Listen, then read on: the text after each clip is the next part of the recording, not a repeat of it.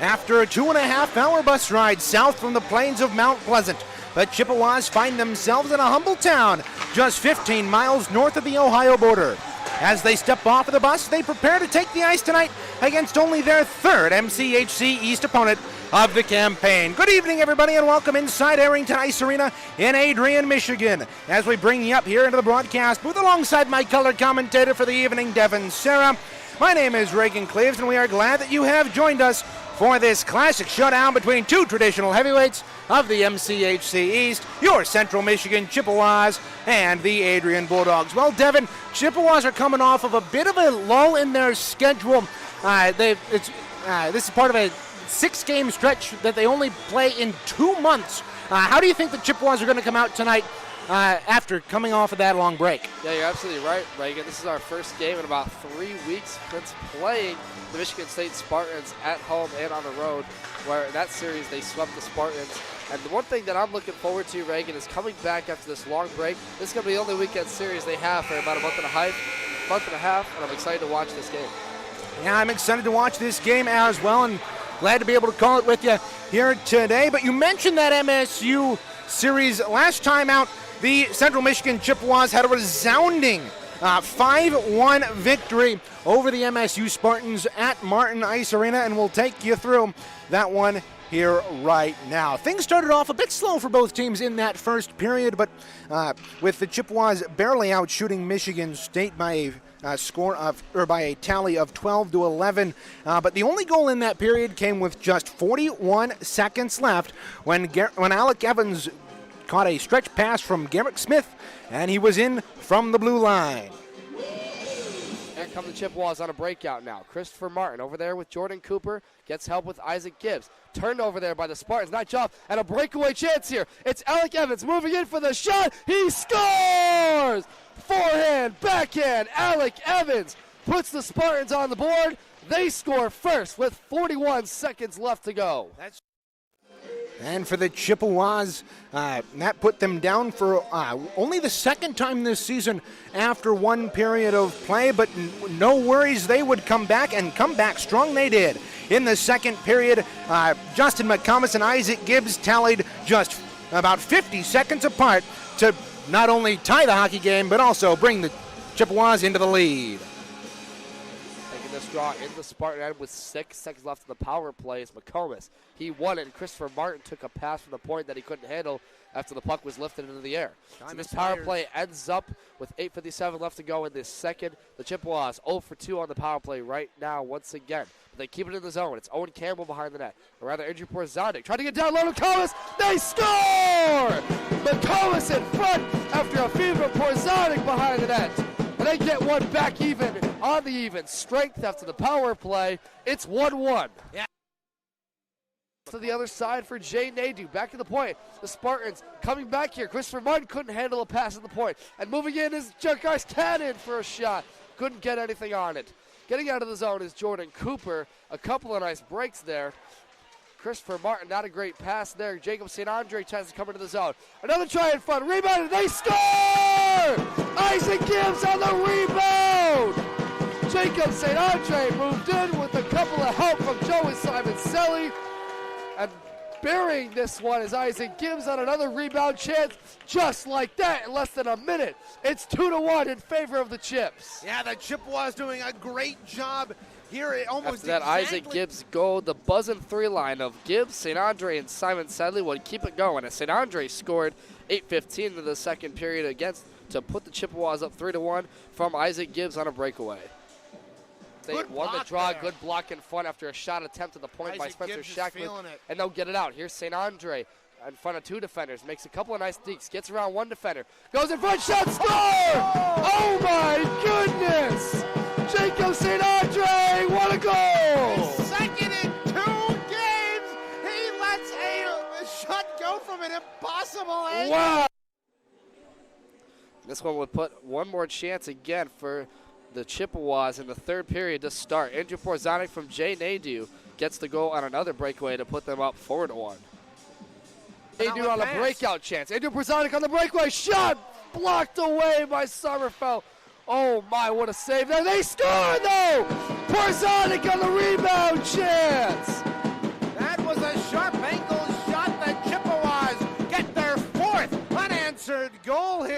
And they're banging the drum here in Arrington Ice Arena.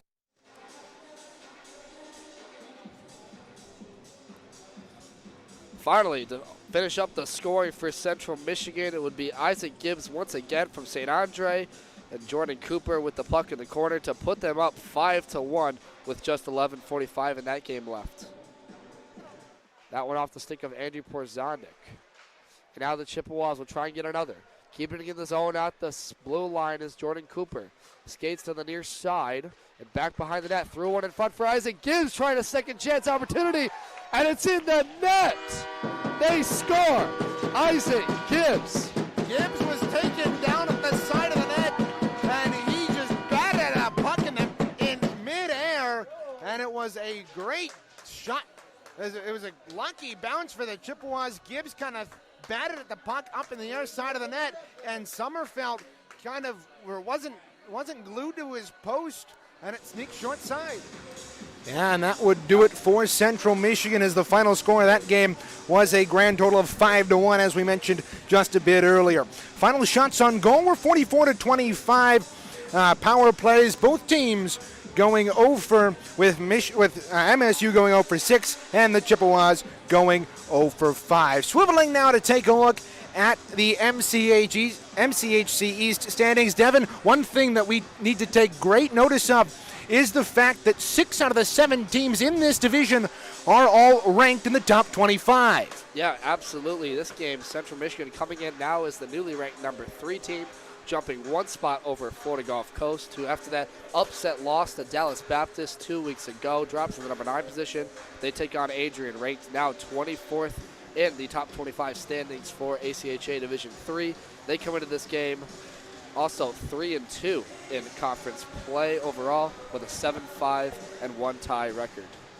Yeah, and taking a look at the rest of the MCHC East, you got Lawrence Tech at number 1, ranked 14th in the nation, 5-0-1 in conference with 11 points. They have got a 7-5-1 record overall. SVSU comes up in second through 8 games, 4-2-1-1, 9 points, 6-3-1-1 overall. As for Adrian and CMU come next 3 and 4, as Devin mentioned. Number 5 comes in the University of Michigan, who through 4 games has an identical record with Central Michigan University, but overall sits a much worse 4-4-1-2.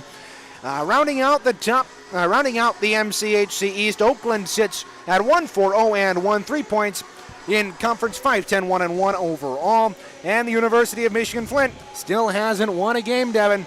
They sit at 0-10 on the year, 0-6 in conference. Now taking a look at the 2 teams here tonight. Central Michigan comes in with a record of 8-1-0-2, 18 points, 12th in the ACHA Division 3. They are, as we mentioned earlier, 2-1-0-1 and 4th in the MCHC East. Devin, the Chippewas haven't lost a game on the road this season. Their only loss coming against SVSU at home in that to open up that weekend series, but they do have 2 ties, one against SVSU at Saginaw Bay Ice Arena, and then against Calvin in the opening set of that series back just a couple of weeks ago.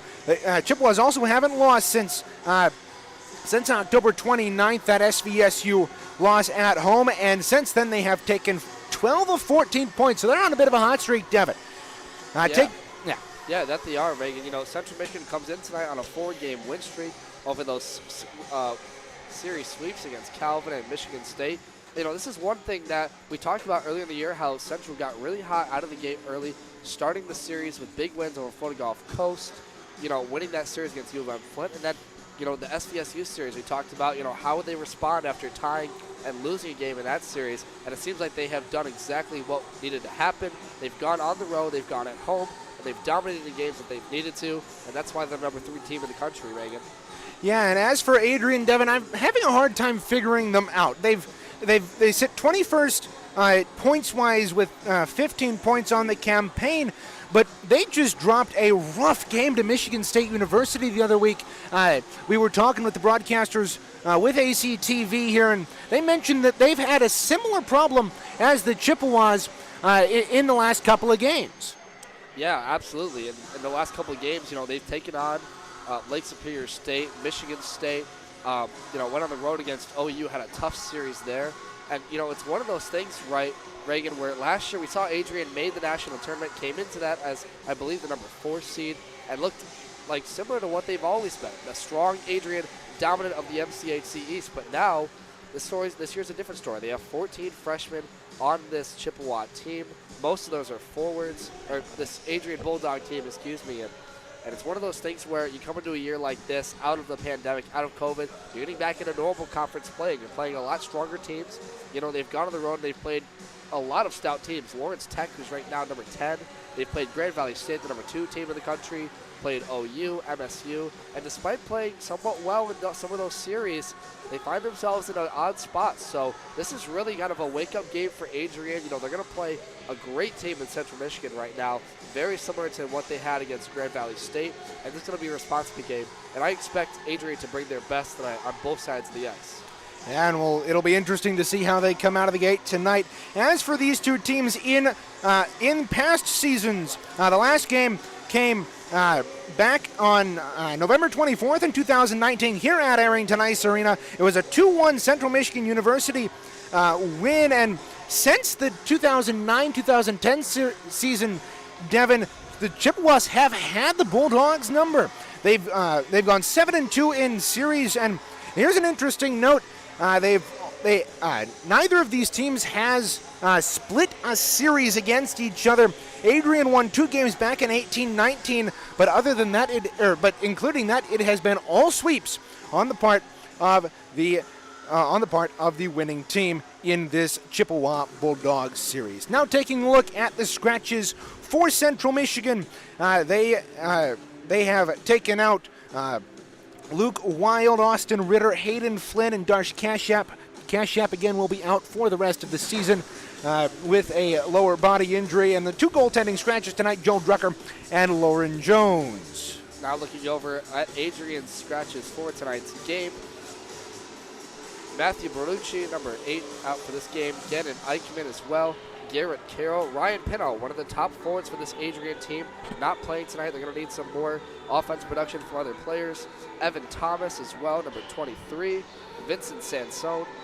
Leif Offenfield, Reese Eichmann, and Brandon Husser. And starting tonight, one of the scratches for Adrian tonight, Luke Miklas, the goaltender. Yeah. As for the now we move on to the players to watch for tonight for Central Michigan. Devin, last series against Michigan State, they had a dominant line out there with Joey Simon, Sully, Isaac Gibbs, and Jacob St. Andre. How would you tell us a little bit more about that? Absolutely. What we call them now as the Buzzin' 3 line. Joey Simon, Sully, Isaac Gibbs, Jacob St. Andre had very good production. Each of them almost had 4 points in the last 2 games against Michigan State, and were dominating in the series against Calvin. This is a line that's scary right now. They're the top group out there for Central Michigan, and they're the most productive line in what is a really mixed bag of players. Joey Simon, Sully, and St. Andre, some of the older players of this team, but the star freshman, Isaac Gibbs, breaking out for that freshman group. Expect him to want to get on the board against another young, as I mentioned, Adrian team that's full of players similar to his age. And looking over at Adrian as well, Evan Bliss is one of our players to watch. 13 games played, 7 goals, 3 assists, and for 10 points. You've got that, Reagan. Yeah, and Evan Bliss has been a really key part of this Adrian Bulldogs team, as has Ryan Pinto, but he was our player to watch, but yeah, he was unfortunately scratched from the lineup tonight, so we'll just stick with Evan Bliss. Devin, you mentioned Isaac Gibbs has been very strong this season. He leads not only all freshmen on this Chippewa team, he leads the entire team in points. As outside of that Michigan Flint game, he's got 8 goals and 6 assists, giving him 14 points. In only 10 games, he has been on fire this season. Now taking a look at keys to the game. Devin, how about you take us through those? Yeah, absolutely. And I think some of the keys to the game for Central Michigan included is to play clean and not make stupid mistakes. Central Michigan had 6 penalty kills, or 6 penalties against the Michigan State Spartans 3 weeks ago at home, and it really killed their momentum in that game at times. I want to see them play clean against this team. You're going to see Adrian's best effort tonight from all 4 lines, both offense and defense, the forecheck and the back check. You know, they really have to stay out of the box. This is one of the things where we talked about Central is so strong when it comes to 5-on-5 play. They can play with anyone in the country when it's 5-on-5, but when they get shorthanded, that's when they start to run into trouble. So play clean and don't make stupid mistakes. They also need to not play down to Adrian. They're coming into this game, like we said, very highly acclaimed, very highly ranked. But Adrian is a little bit of a mixed bag. We're not sure what to expect with them this game. Obviously a tough series against Michigan State, but if Adrian comes out tonight and they get an early goal and they get some momentum, they're going to be scary to watch. So don't play down to our competition. Keep the pressure on and come out hot after a long break. And finally, to wrap out for keys to the game for Central, come out hot in the first and get the feet moving early. Getting the first goal is so crucial. Central Michigan is 6-0 on the season after scoring the first goal and leading after the first period. So if they can get the scoring going early and get all 4 lines of those going early, possibly the Blessed 3 lineup we talked about of Simon, Selly, St. Andre, and Gibbs, I expect big things out of this team tonight. Yeah, certainly after that performance last weekend, we look forward to seeing that line out there for Central Michigan. Well, that'll do it for the live portion of the pregame show, but stand by. Earlier today, I sat down with assistant coach Tyler Koth in the newest edition of the Coaches Show, and that's coming up right after this. You're listening to Chippewa's D3 Club Hockey on CCHN.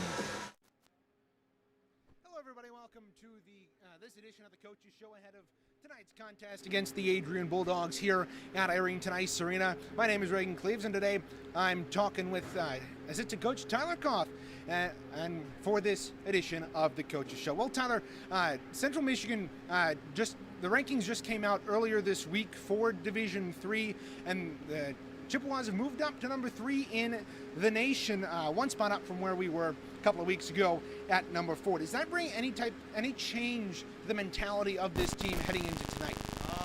No, mentality stays the same. We're going to be dogs all year long. Everybody's going to want to beat us. Adrian got swept last week, so they're going to come out ready to go, and we can't look at our rankings and think it's finalized yet, because it's not. So we got to keep going and keep working. Adrian has been a hard team for us to figure out here, at least at CCHN. They've had an up-and-down year. They're coming to the day at 7-5-0-1. They've had an iffy start. What do you expect from the Bulldogs here tonight? I expect physical play off the rip. I expect them to be really physical, trying to win a lot of battles and get dirty goals, is what I imagine they're going to try to do today. Probably try to cover up Rope's eyes so we can't see the shots from the points, and just imagine they're going to be crashing that hard and hit our guys hard early and fast. Yeah, so this team is coming off of a long break and is heading into one after this weekend series before they head down to Florida in mid-January. How do you get this team mentally prepared for a game that has no surrounding context around it other than 3 weeks of rest? When you come back from break, it's going to be practices for 2 weeks before we go down there, and it's going to be a business trip. I think you guys know it from the beginning of the year that going down to Florida is a business trip. There's no other way around it. I mean, you're playing another top-ranked team, the last non-conference game of the year, and that's just going to be a business trip all the way through. It certainly will be, and we're looking forward to that here at CCHN. Thanks, Tyler, and that'll do it for our Coaches Show here tonight. We'll step aside. We'll be right back with first period action on the other side. You're listening to CMU Hockey on CCHN.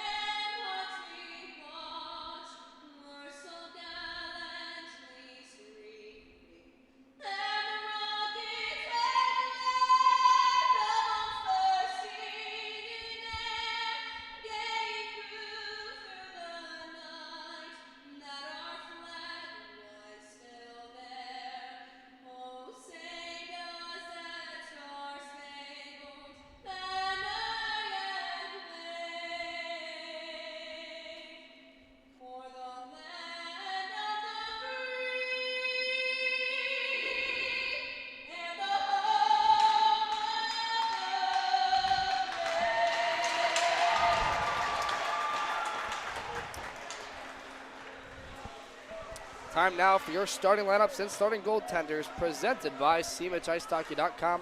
First, the starting lines for the Adrian Bulldogs. Number 15, Zach Van Antwerp, out there along with Dominic Maloney. And number 7, Evan Bliss. On defense, it'll be Joey Patterson, Daniel Bennett.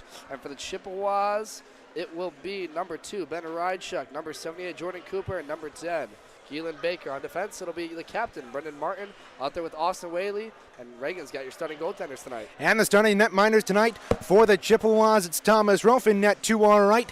And for the Bulldogs, they send out Dylan Zelko. We'll get you their stats in just a moment. Chippewas will head from right to left across your radio dial, decked out in the maroon jerseys with gold trim, gold numerals, gold helmets, maroon pants, and maroon socks. Adrian will counter from left to right, wearing their home gray uniforms with gray shoulders, gray shoulders, yellow and gray trim, black helmets, black pants, and gray socks. We are underway here at Arrington Ice Center.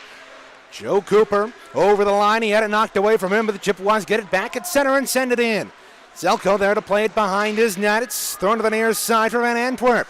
Van Antwerp feathering it ahead. Nice play off of this skate there of Dominic Maloney, and he'll go and chase it behind the net. He tried to feed it out in front. It was blocked there. Now they feed it up top. It was unable to be kept in by Daniel Patterson, and Adrian didn't realize there is moving down. There was Evan Bliss, one of our players to watch, and he didn't have, or he was unaware of the offsides. Now Jordan Cooper up right wing. He'll move in over the line left side. Turn around and fire a shot on Zelko. He turns it aside. 50 seconds gone here in the opening period at Arrington Ice Arena. Simon Selly leaves it there. He gets decked, and a shot from the right point was blocked. And now we are going to have a penalty here against the Adrian Bulldogs. Just 59 seconds into the contest. Yeah, over there, number 2, Joey Patterson went down hard after getting in a scuffle there with Rydchuk over the other side. And we're going to get a penalty here to the Adrian Bulldogs. Zach Bogozzi set off here at 59 seconds, and that'll put the Chippewas on a power play here. Less than a minute into the contest. Chippewas on the air are 8 for 34.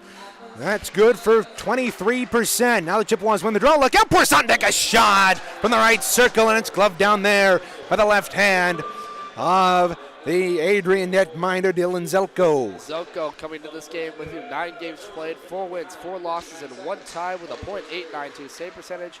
Zelko's been their main starter for the entire year for this Adrian Bulldog team. Look for him to get active early. Good play by Jordan Cooper to play it in at the line, but it's tied up across the way right in front of the Adrian bench. Squirts free, and the Bulldogs will send it the length of the ice. 138 to go here in the man advantage for the Chippewas. Porzondek on left wing, steps around a man, plays it off of Jay Nadeau's skate, but bouncing puck at center is thrown in by Nadeau. We'll throw it behind the net. Dominic Somerville back there to play it, and he'll send it the length of the ice. 1:20 to go here on the man advantage. Chippewas moving right to left here in this first period. Stretch past Isaac Gibbs. He's through center across that line left side. He'll work in a shot. Saving the rebound is up into the glove of Dylan Zelko for a stoppage of play with 1:49 gone. Yeah, Gibbs just trying to move in over the blue line against 3 Adrian Bulldogs, waiting for a change on his side of the ice. Didn't get one, took a shot on net, and we'll get a face-off here to Simon Selly. Draw on the left wing circle, one right up the draw. St. Andre letting one fly, and it's gloved down there by Dylan Zelko. It seems like and the draw will stay in the Adrian end. It seems like the Chippewas have been getting a lot of shots, a couple of good opportunities, puck up into the netting. A couple of good opportunities on Zelko, but they've been shots that he's been able to see. Well, they're trying to get the shots on net early, trying to establish that forecheck, like we said. They've got that buzz at 3 line out there with Simon Selly, St. Andre, and Gibbs. And look for them to get the scoring started. Yeah, the Chippewas already have 4 shots on goal. Adrian has none. Granted, that's due in part to the power play, which they've got a minute on left. Adrian wasn't able to get it out of the zone initially, but on the second attempt they do. And out of his net comes Thomas Rolfe to play it behind for the captain, Brennan Martin. 51 seconds left in the man advantage. On the breakout, Simon Selly into the middle of the ice, back right on to Simon Selly across that line right side. He'll work into the circle around the outside, feed it in front. Isaac Gibbs was unable to corral it, and the puck will come out to center and back to the Chippewa line. I like the idea by Simon Selly here to get down low already on the puck and try and feed in front. Good defense here by the Adrian Bulldogs. Already cleared this puck a few times with only 25 left to go in this power play. St. Andre tried to work around the defense, but he had it taken away from him, and now Brendan Martin back in his own end. Steps around and check, feeds it out to St. Andre at center. Over the line left side, will work into the circle. He's good defensive play there by Joey Patterson to knock the puck away from him with 8 seconds left in the man advantage. Puck free behind, that's Isaac Gibbs to take it there. 3 seconds to go, and out of the box hops Zach Bagosi, and here come the Bulldogs. Here's Bliss over the line left side. He's taken the boards hard there by Kyle Chapman, and Simon Selly gets knocked from behind. Loose puck comes into the right wing corner. It's worked up top for Lewinsky. He let a shot go. That went wide, and the rebound pops off the end boards across the way. They tried to feed it down low. Evan Bliss takes it there.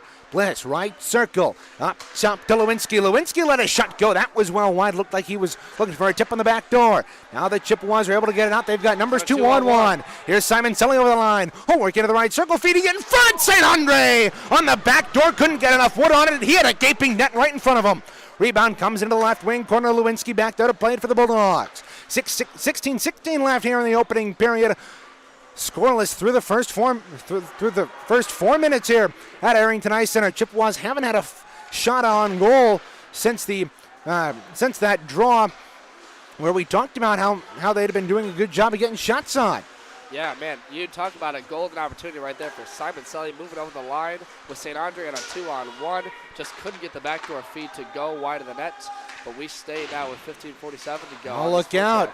Bulldogs take it away in the Chippewa, and a shot saving the rebound late to the side of the net. It's loose behind. The referee got taken down there by Jacob Kosnick on a loose puck near side. It's worked up to the point for a shot, and the loose puck in the slot. It's cleared up to the point once more. Bagosi kept it in. Will wrap it around the boards across the way. Looking to pick that up is Austin Brinning. Loose puck comes to the left point. A spin around shot that was drifted wide, and the rebound comes to the near side for Kosnick. Kosnick fed it across to Moore. Moore stepped around it, check, able to get it out to center, but the Bulldogs firing right back in. Charlie Hayes on left wing in his own end. Feed out to center. Jay Nadeau, good job by him to negate the icing as he tipped it into the offensive end. Borzonic picks up a loose puck right corner. They battle for it there. It's gotten free to McCummins. McCummins worked over, though. He's able to tie the puck up, though, but the Bulldogs are able to pick up a loose puck. They're able to get it out to center, playing it off the high glass, and Charlie Hayes back in his own end to play it. Left it up the boards. Look out, they take it away. A shot off of a defensive stick and up and out of play. Bobby Breach had a great opportunity finding a loose puck in the top of the left circle. Yeah, Adrian moving into the zone, getting a few shots on net, almost in a row. Good job by Central blocking in front, but Adrian's doing a great job already through this first frame so far, keeping pucks alive. They're really trying to cycle the puck out in the Chippewa end, and they're keeping it at the blue line, allowing it to stay alive. So this is what Adrian needed already to get the momentum. Now 14:34 left here in the opening period, scoreless through the first 5 minutes and change. Chippewas win the draw in the left wing circle of their own defensive end, but get it around to the near boards where it's tied up. Right in the corner, Justin McComas picks up the puck, trying to get it out, and he does to Porzondik. Porzondik will take the check and throw it down low behind Zelko. Jay Nader there to pick it up, spin around, try to feed it out in front. It was taken away by the Bulldogs and sent the length of the ice. Icing would have been the call, but it comes right in on Thomas Rofe, and he'll hold on for a whistle with 5:53 gone. Man, that's a great job by number 29 out there for them. Nick Kursky to get that puck out of the zone, and Adrian's just keeping their way on the other end. They're not really causing icings, and that's the important thing, is just getting the puck the length of the ice onto Rofe's stick where he has to hold it, and we got a face-off. Draw to the right of Rofe, won by the Chippewas. They're giving away now. Look out, left wing circle. Bulldogs couldn't get a shot off. Now it's near side. They feed it back door. A shot, and they score! Number 19, Dominic Malone, picked up the puck in the left circle and fired it past Thomas Rofe. 1-0 in favor of the Bulldogs. Man, what a job by Zach Van Antwerp to get around the defense behind the net on Rofe and threw a puck in front, back door to Malone on the doorstep and gets the shot over Thomas Rofe. What I just mentioned a few minutes ago about Adrian keeping pucks alive, they did it right there to get that face-off in the Chippewa zone. and they get the first goal in this game. From Maloney, that's his team. That ties him in goals at 7, along with Evan Bliss and Vinny Sansone. And his 7th goal of the campaign, 13th point. That puts him into the lead for his team, and it's a 1-0 game in favor of the Bulldogs. Dominic Malone, as you mentioned, that leading scorer, point getter now for this team. And what a job by them. Again, Adrian just on the doorstep the entire latter half of the first 7 minutes of this frame. In Central Michigan, now you got to answer.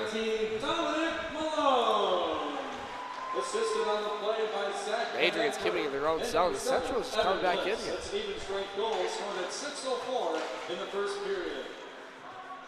Malone from Van Antwerp and Bliss at 6:04 in the first period. So Van Antwerp and Bliss getting the assists on that goal. Bulldogs are play right now in the Bulldog end to our left. They break out, pass ahead. Here's Van Antwerp. Van Antwerp dropped it for a man and will throw it in the left corner. Taking off the boards, there's Austin Whaley. Whaley will play it off the boards with his defensive partner Martin near side. Martin, long stretch pass was too far, and that'll go for icing. Except they wave it off. I thought for sure that would have been icing. Now Jordan Cooper, good job, will feed it out in front. Bouncing puck was deflected to the near side. Keeping it in there. Good job by Christopher Martin, but he gave it away at the line. Bouncing puck around at center. Isaac Gibbs feeds it ahead to St. Andre. Down left wing into the circle. Good stick work there by Dominic Somerville. The defenseman will get it out to center ice. Christopher Martin plays it right near his own line across to Kyle Chapman. Man, Adrian's defense doing a great job keeping everything to the outside for the Chippewas. Not able to get these one-on-one battles won and get to the net. And St. Andre tried there, trying to make a nice move. But again, the stick tap by an Adrian defender kept it out of the zone.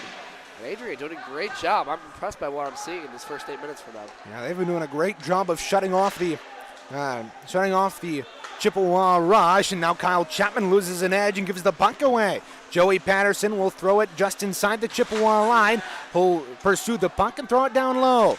Christopher Martin will play it up to Isaac Gibbs near side. Cross-ice pass played off the half wall by Kyle Chapman, ahead to nobody in particular. And the Bulldogs will play it back into the Chippewa end. 11:58 to go here in period number 1. Adrian leading 1-0 after a goal by Dominic Maloney, his team leading 7th. Puck kept in at the line near side. Patterson will let a shot go, blocked away by Simon Selly. Rebound to the near corner. Patterson pinching down to the hash marks along the boards, is able to get it down into the corner. The Bulldogs throw it out in front off of Simon Selly. St. Andre regains control. He'll push the pass ahead, but it was intercepted, intended for Keegan Moore. And the Chippewas will have to regroup. 2-on-2 the other way. Here's St. Andre over the line. He had the puck knocked away from him. And again, another stellar show of defense here by the Bulldogs. Now taken down was St. Andre, and now moving ahead. Here's Major. Zach Major put it down low. He lost the puck, and the Chippewas stretch pass out in front. That's dangerous. And now Owen Campbell stepping around. Nifty move around Lewinsky. He'll feed it out in front in the offensive zone, but the Bulldogs get it right back. Up left wing over the line. Working there is Evan Bliss. Good defensive play there by Charlie Hayes. Now the other way, Owen Campbell. Loose puck, he'll chase it into the left corner. Taken up against the boards there by Sam Lewinsky. Puck loose at the top of the left circle. Here's Charlie Hayes. He'll let a shot go. That fluttered high and wide due to the deflection. Now Kosnick worked over across the way. Working there is Dominic Malone, and he'll get that out to center. Here's Zach Van Antwerp over the line. He'll feed it out in front to Malone. A shot and a nifty glove save there by Thomas Rolfe with 9:34 gone in the opening period. Yeah, you know, that line of Keegan Moore and Owen Campbell out there, you know, these guys really are getting over the line into the Adrian zone, but not great passing, not great teamwork out there, trying to get on these 1-on-3 chances, and it's allowing Adrian to just take over the puck and play as a unit, and that's the difference right now in this game. And Adrian's also been doing a great job on the defensive end. Now a stretch pass for Porzondik is just a little bit too far. Adrian will win the race, and we'll have a draw back in the Chippewa end with 10:14 to go here in period number 1. And you know, they went down in that second game against MSU the same way. Kind of got that early goal in the first period and sort of got momentum. So if you're Central Michigan, this has got to be kind of a mirror of that. You know, start getting those turnovers going, getting on the rush, and create on-man chances. Now the Chippewas win the draw on the defensive end. Porzondik up left wing. He'll move it. He'll throw it down behind Zelko. Shots even at 5-5 here as we hit the halfway point of this first period. Pass to the line was just a bit too far for Austin Whaley, and the Chippewas will have to go back defensively. Wrapped around the boards there by Brennan Martin to Jay Nadeau on right wing. Jay Nadeau ahead to Porzondik. He'll tip it into the offensive zone. He'll go down there, and the Bulldogs win it up to the line left side. Austin Whaley fires it around across the way, picked up there by Martin. Martin throwing it down low to Porzondik. Porzondik looking for a pass, right corner, feeding it out in front, and Austin Whaley couldn't get a stick on it. Chippewas keep it in left point. Nadeau down low to Whaley. Whaley hopped off his skate. Now they feed it in front. Loose puck was kicked away there by Zelko. Now an outlet pass. Look out. Here's O'Connor. O'Connor in the left circle. Backhand shot. That went wide short side. Jay Nadeau picks up the rebound. Feeds it down low to Whaley. He'll get it right back on the left wing. And a long stretch pass was too far for Justin McComas. Good defensive play there by Daniel Bennett, the captain for the Bulldogs, to tip it in and gain control in the defensive end. Chippewas took it away at the line, but goes right onto the hands of the black and gold. Justin McComas right in front of the Chippewa bench across the way. Puts it back to his own zone before going off for a change.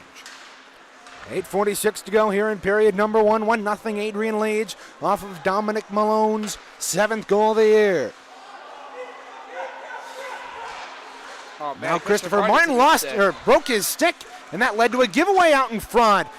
Second chance is fluttered up over the cage of Rolfe. Chippewas still hemmed in their own zone, but they are able to get it out and regroup. Man, that was lucky by Kyle Chapman to get that out. It was almost kept into the line by number 29. That was Kirksey. And Adrian just dead, keeping the pressure on it right now. Yeah, Nick Kirksey was taken down at center ice. Fans wanted a kneeing call, but none forthcoming. Charlie Hayes letting a shot go from the left point. Flutters wide, kept in there at the line, though the Chippewas are unable to do so on the second chance. Charlie Hayes turns around and fires it from his own line, the length of the ice, for another icing. By my count, that's 3 Chippewa icings to Adrian's none. And Devin, the Chippewas seem to be playing a little bit on the back foot here in the opening minutes. On their back foot, indeed, Reagan. And Central not really having the cleanest passes. They're attempting a lot of these long stretch passes, and we just saw McComas attempt for one. And Adrian's just kind of settling down to their own end, building numbers, and getting into the Chippewa zone. You got to settle your team down here if you're Tyler Cataline, because right now you're playing very undisciplined. Now look out, a shot from the left circle was kicked away by the left pad of Thomas Rolfe. Chippewas bring it around to the near side, kept in by Lewinsky. He'll throw it down low and get it right back, keep it in there, and he'll throw it behind Rolfe. Across the way, Alex Lasky beaten to it by Van Antwerp. Puck free in the left wing corner, fed up to the point. Now they give it away. Here's Jacob St. Andre. He's got speed, one man to beat. He'll work around, toe drag to the top of the slot, let a shot go, he scores! Jacob St. Andre, what an effort! 1-1, Chippewas tie it right back up.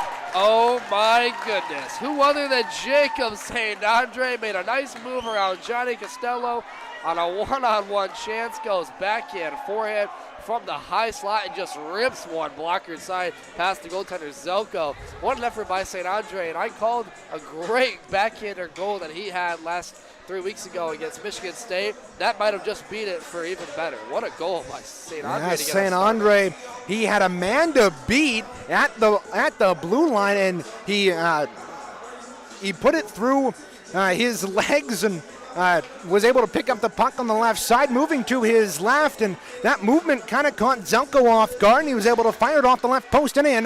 1-1. The Chippewas tie it up at 12:39. You know, a notable stat, Reagan, in 3 games played already, that's his 5th point. Strength goal scored at 12:39 in the first period by number 4, Jacob St. Andre. Assisted on the play by number 12, Alex Lasky.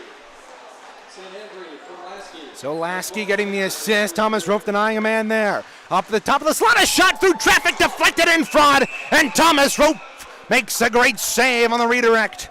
And a whistle quickly blown there by the official with 6:51 left. Man, Antonio Blake just tried to redirect one in front of Rolfe off a shot from the point, and Rofe didn't have that under his blocker for a sec, was scrambling around for it, but the referees give him the whistle for partly having it under the blocker.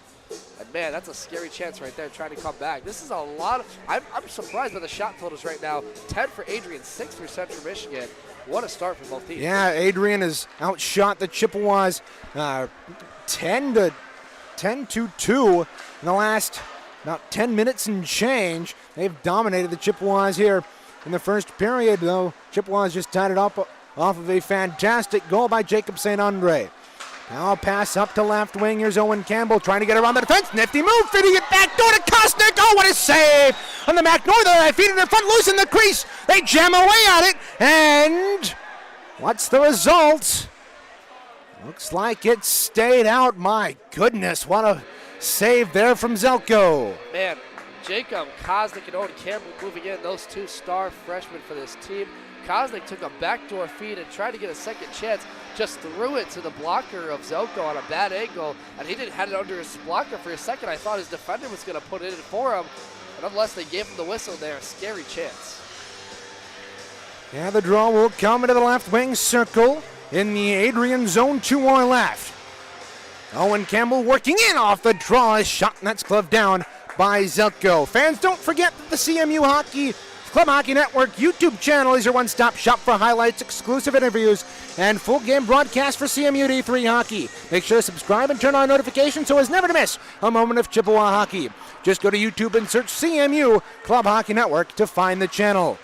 Adrian Bulldogs able to get it out to center ice. Owen Campbell trying to deflect it into the offensive end, but it was knocked away. Up left wing, it was knocked away from Bobby Breach. Puck right in front of the between the benches. A little bit of roughhousing going on there. Meanwhile, the puck down to the Chippewa end. Stretch pass out to Kosnick. 3-on-2 for the Chippewas. Over the line, right side Kosnick. He's got Porzondik with him, but he lost the puck, and it'll go back to the Chippewa line. Christopher Martin there to play it with Kyle Chapman. Now nifty feet ahead for Owen Campbell, but it was popped up in the air. Now the Chippewas are going to get a power play here. Penalty right there. As Porzondik was taken down on the right wing. And with 5:35 to go here in period number 1, the Chippewas look to get their first power play goal of the year. Of the game, pardon. Heading to the box there is going to be number 19, Dominic Maloney, who got the scoring started for Adrian early in the first period. He roughs up Andrew Porzondik along the far side end boards in the Adrian zone. And Central's going to go to their second power play of the night, trying to take the lead in this game. And they sit one down in the shot totals, 10-9 right now. Big opportunity coming out here, and they're going to get the buzzing line back out there. Yeah, it'll be Simon Selly, St. Andre, and Andrew Porzondik out there for the Chippewas. So not the typical buzzing three, but we'll see what they can do on the power play here. Off the draw, taken there by St. Andre behind the net. He'll throw it around to the near side, holding the penalty on Malone. Near side, St. Andre. Across to Jordan Cooper. Cooper near side, Martin. Martin up at the top of the slot. He'll let a shot go through traffic. Good block in front. The rebound, backdoor score! 2 unanswered goals this time. Andrew Porzondik on the back door, assisted from Simon Selly, and 2 unanswered goals, put the Chippewas up by 1. Christopher Martin threw a puck to net in front, looking for the rebound. Just Simon Selly is over there to get back to it, helps out his man Porzondik to finish it off, just getting it in front there.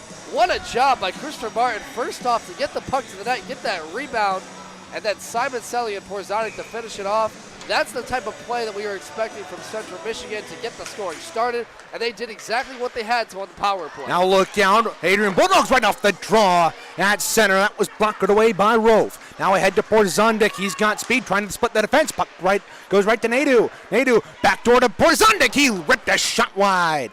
Puck kept in at unable to be kept in at the line there by Charlie Hayes. I thought he initially had it, but turns out he didn't, so there'll be a draw. What an interesting move by Tyler Cataline to take out the buzzer 3 line with Isaac Gibbs and replace him with Andrew Porzondik. Assisted on the play by number 9, Luke Wild, and number 78. That is not correct, my audience. That would be, I guess, Luke referring Wild. to Joey Simon Selly, but nonetheless, Luke Wild a scratch for this game tonight. It's indeed But Joey still, Simon what Selly. an effort by Central Michigan to get on the board. Yeah, Simon Selly that gets the goal, who gets the assist. They called Luke Wild, but he is a scratch and has only played one game this season. And contrary to what they seem to think here, you cannot get an assist while you are a scratch from the lineup. Play down to the Chippewa end. 2 are right there, able to get it out after a turnover. McComas lost the puck at center ice. Bulldogs get it back. Here's to the near side, Malone. He'll get the pass right back across the way. 4:10 left here in the opening period. Shots on goal, 11-10. Pretty even through the first 15 minutes. Charlie Hayes back in his own look and looking to start the breakout. Ahead on right wing. Owen Campbell was able to pick up the puck and enter the zone, but he hesitated a bit, and so the Adrian Bulldogs take over. Pass out to center ice, moving in on the left side. Now the Bulldogs will throw it down. That's Matthew Barrett across the way. Now they feed it out in front, taken away. Now they feed it back door. Big save there by Thomas Rofe, and another shot is flooded high and wide. Matthew Barrett on the receiving end of that one-timer, and he put it right on Rofe. Central Michigan, a bad turnover throw. And here Now look out, Kosnick! Oh my goodness, what a glove save there by Dylan Zelko, robbing. 2 crazy opportunities right there. First, the turnover in Central Michigan's end that leads to Matthew Barrett with a chance, and then coming back to the other side, Jacob Kosnick with a wicked wrister and an even prettier glove save by the goaltender Zelko. Yeah, and a great glove save denying Kosnick from the left circle. But Chippewas get an offensive zone draw and win it. Campbell turned it over though on an outlet pass. Here catches Breach. Bobby Breach feeding it out in front, bouncing puck loose in the slot. Chippewas are unable to clear it out. A shot bouncing to the near corner. It's worked up top. Kosnick unable to get it out. First opportunity. Now he does. 2-on-1. Here's Campbell over the line. Oh, work into the left circle. Oh, let a shot go on the back door. Keegan Moore wasn't looking for the pass. Now Rychek able to keep it in. Will get the puck right back. Rychek feeding it out, or feeding a shot in front. It goes to the corner. Keegan Moore took a hit right at the line. He's able to get up. Now Owen Campbell dancing around top of the slot. Had the puck knocked away from him, and the Bulldogs are able to pick it up. Up right wing, a pass intercepted there by Christopher Martin. He'll play it off the boards for Cooper. Cooper over the line. He'll tee it up and fire a shot about 5 feet wide. Bulldogs across the way. Evan Bliss is able to get it out to center. Now here's Maloney. Malone working a shot. Shouldered away by Rofe, and the rebound is corralled off the end boards by the maroon and gold netminder. Man, what a chance there for Jordan Cooper trying to get the backdoor feed. You know, I really love that Central is starting to actually take advantage of these odd man rushes. Early on, we saw Jacob Kosnick and a couple other Chippewas trying to take those chances on themselves, and they're just not getting the support they need. And finally, they're utilizing that support, getting in those lanes. And what a job of defense, getting the sticks in their lanes and the passing lanes of the Bulldogs. Chippewas are able to control it in their own end and get it out to center off of that faceoff. Bulldogs dump it right back in. No Kyle Chapman there to play it for the Chippewas. Outlet pass caught Gazdeck, and he tipped it in. That'll go in on Zelko, icing negated. Back there to play it. There is Zach Bagosi. Bagosi moves it up, kept into the right point there by Chapman. He'll throw it down low again. 1:47 left here in the first period of play. 2-1, the Chippewas lead here at Arrington Ice Arena over the Adrian Bulldogs. Pass out to center. That comes back into the Chippewa end. Christopher Martin getting chased down, but he'll tie up his man. He's taking hard in the boards. Now up top to Bliss. Bliss loose in the slot. And Kyle Chapman's able to poke it away, and a loose puck corralled there by Rychek. Man, great defense by Central Michigan there to knock Evan Bliss off the puck. Just kind of now there's going to be a penalty here on the Chippewas. Rychek's probably going to go off for a cross check here. Zelko is off of the ice. 6th attacker on with a minute left here in the opening period. Delayed penalty. 6-on-5 for the Bulldogs here. They play it out to center. Over the line. They take it. A left circle, a shot. That deflected out in front. Now Van Antwerp feeding it across. Lewinsky top of the slot. Shot out in front, and the rebound is corralled by Simon Selly. Chippewas to the box. It'll be Ben Rychek with 49 seconds to go here in the first. Oh, man. We talked about the keys to the game, not getting in the box, staying clean. I don't think we would have expected anyone other than Ben Rychek, the leading penalty minute getter for the Chippewas with 31 already this season. Now going to sit at 33 for that interference at the benches, Reagan. Yeah, a tough way to go out. They'll start on the power play the second period with 50 seconds to go in this first period. And those are the type of penalties you don't want to give up if you're the Chippewas. Lewinsky moves it up top, back to Lewinsky near side. Lewinsky will hold top of the right circle. Up top to Bennett. He'll let a shot go. Blocked away by Rolfe. Rebound behind the net. Maloney across the way. It's worked up to Bennett. Bennett near side to Lewinsky. Right circle. Up top to Bennett. Bennett lost control of the puck at the blue line, and that'll come back out to center. Sloppy pass there for the Bulldogs. Only 20 to go. Here's Barrett. Barrett moving it in to the zone, but it's taken away by the Chippewas. Quarter of a minute left in the period.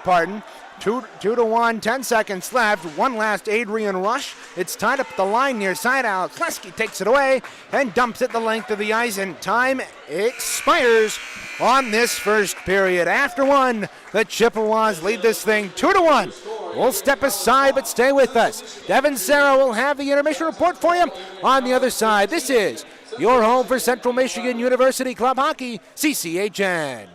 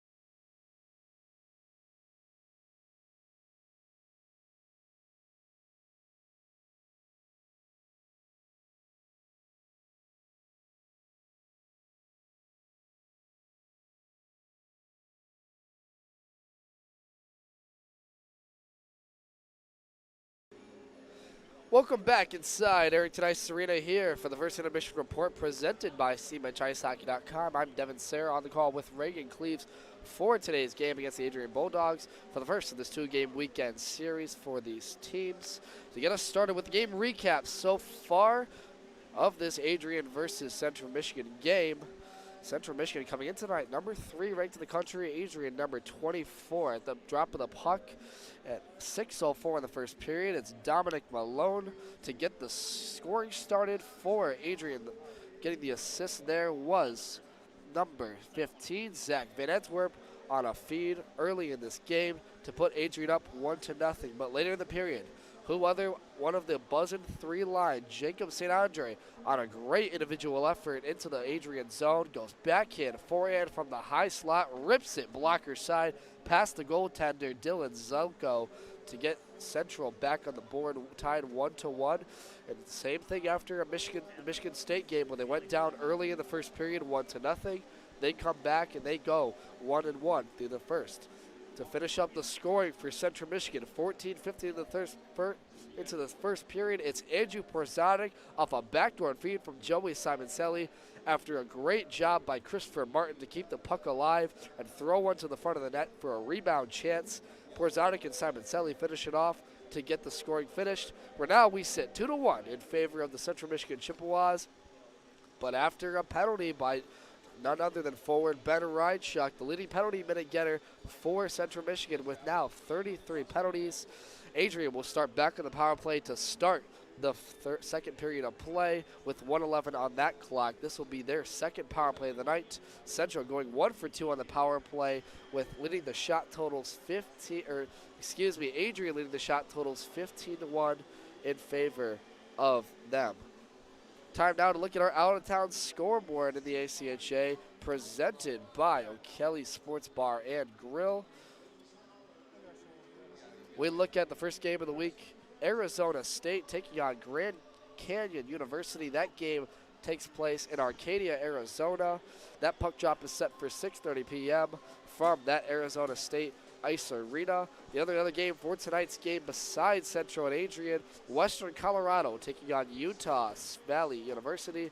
Two of the teams out west at the Peaks Ice Arena in Provo, Utah. That puck drop is set for 7 p.m.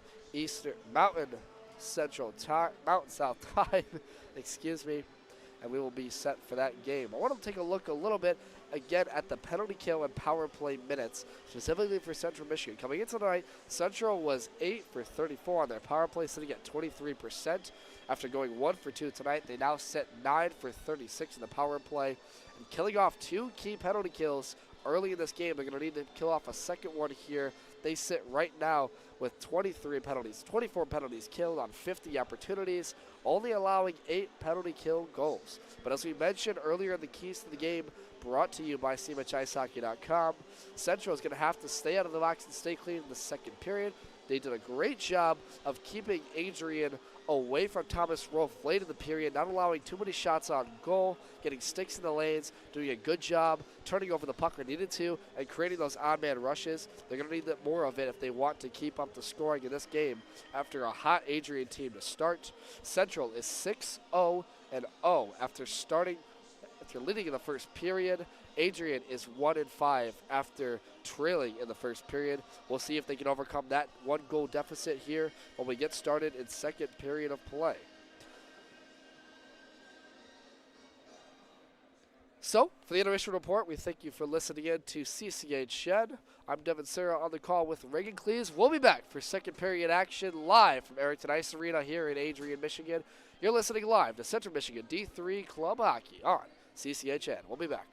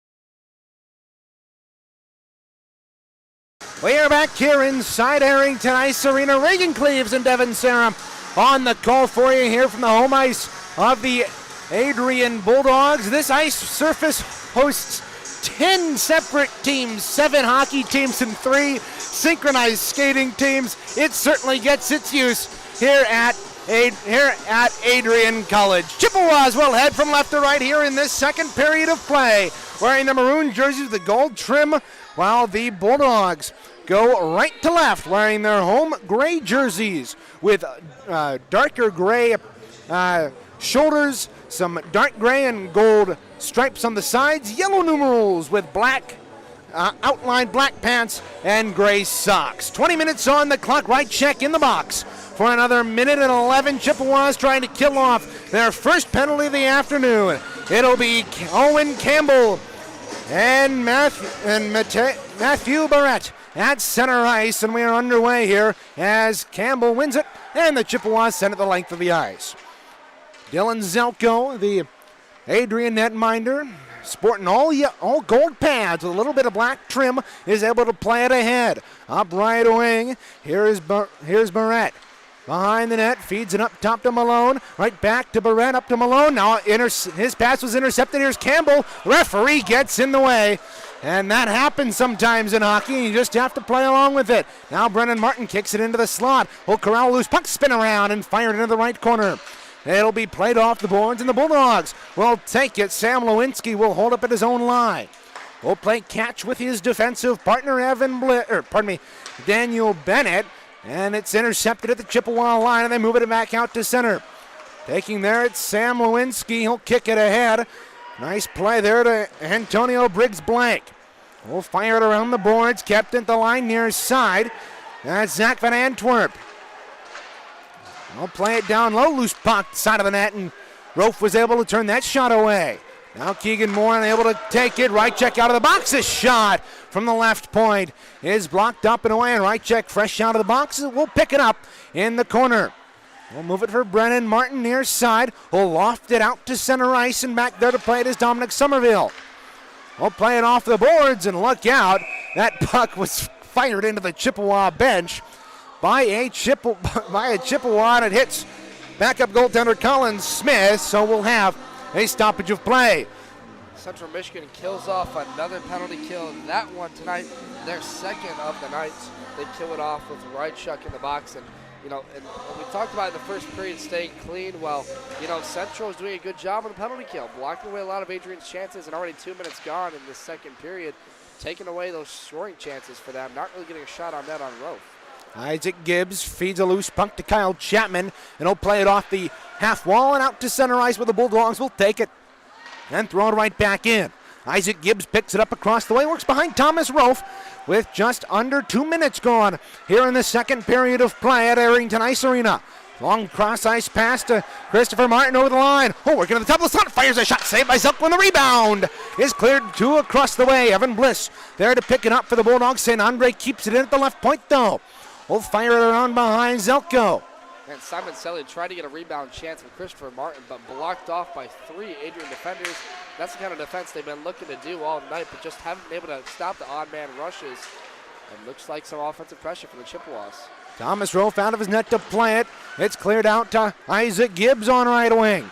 Gibbs holding at his own line ahead to St. Andre near side, Simon Selly. Simon Selly to St. Andre, back to Simon Selly, bottom of the left circle, or bottom of the right circle. He had it knocked away from him. Isaac Gibbs picks it up, feeds it up top to Lasky near side. Let her shot go through traffic, deflected multiple times in front. Simon Selly couldn't get to the loose puck.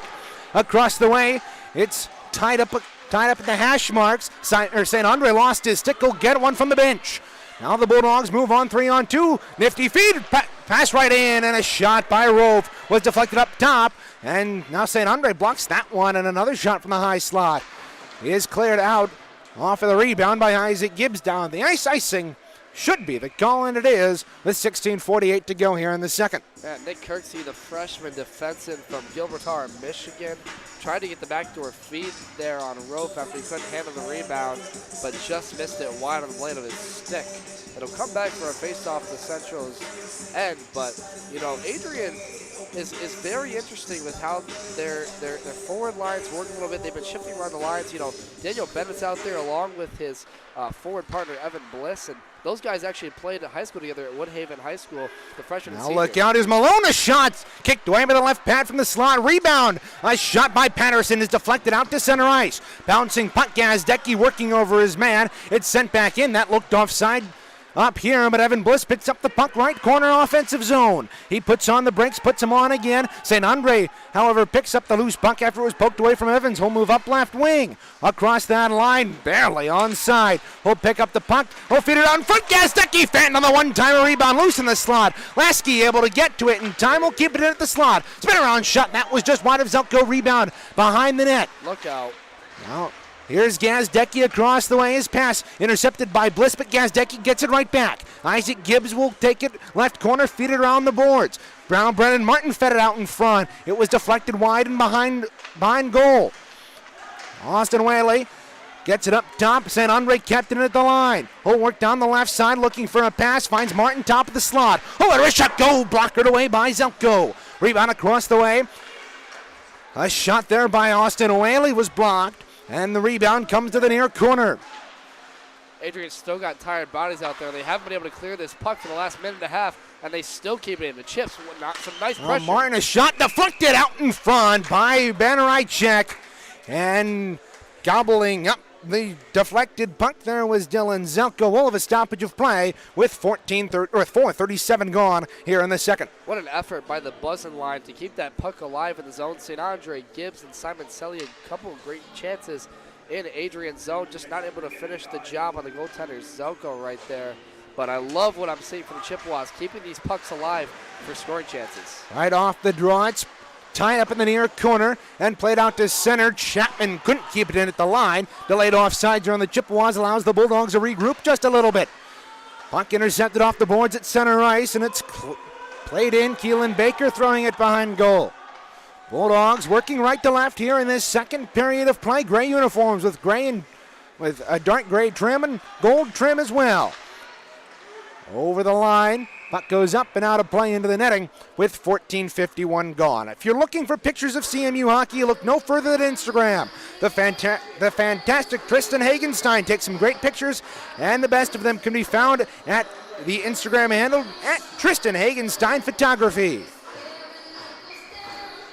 And, you know, Adrian trying to get a little bit of forward pressure. You can sense the ice has tilted just a little bit in favor of the Chips, keeping, like I've mentioned, that forecheck pressure on, but Adrian just some sloppy passes. Now look up, pop behind the net. Bannericek lost an edge, going for a loose puck behind Zelko.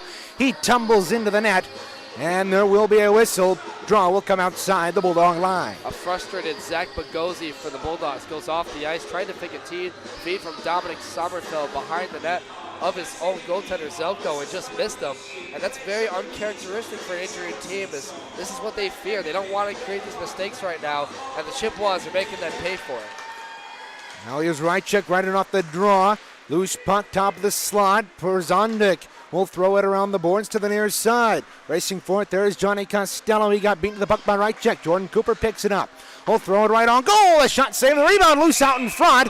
And getting into the face of Zelko, it looked like it was Jordan Cooper, and he's getting worked over by the Bulldogs in front of Zelko. He's taking exception to it. I'll tell you what, Reagan, Costello didn't like that at all. Cooper just tried to slam it home on Zelko and got in his face. Zelko pushed him away, and we're going to have a referees trying to sort this one out. I don't think they would assign any penalties here. Maybe they might give one to Costello here. And it looks like he's taking a trip to the box along with Joe Cooper. So it will be a 4-on-4 here. Time of the penalties coming at 5:35 of the second. Not uncanny behavior for Jordan Cooper, one of the more rough guys on this team that we've seen stick up for his teammates and sort of get in those dirty areas he has to. And if you're Adrian, you're starting to get a little bit of frustration going just by the way this second period's gone. It's been all Chippewas so far through the first 5 minutes, and they're lucky they haven't gotten a goal on them yet scored. But we're going to go to 4-on-4. This will be just the third time in 4 games that the Chippewas have gone to a 4-on-4.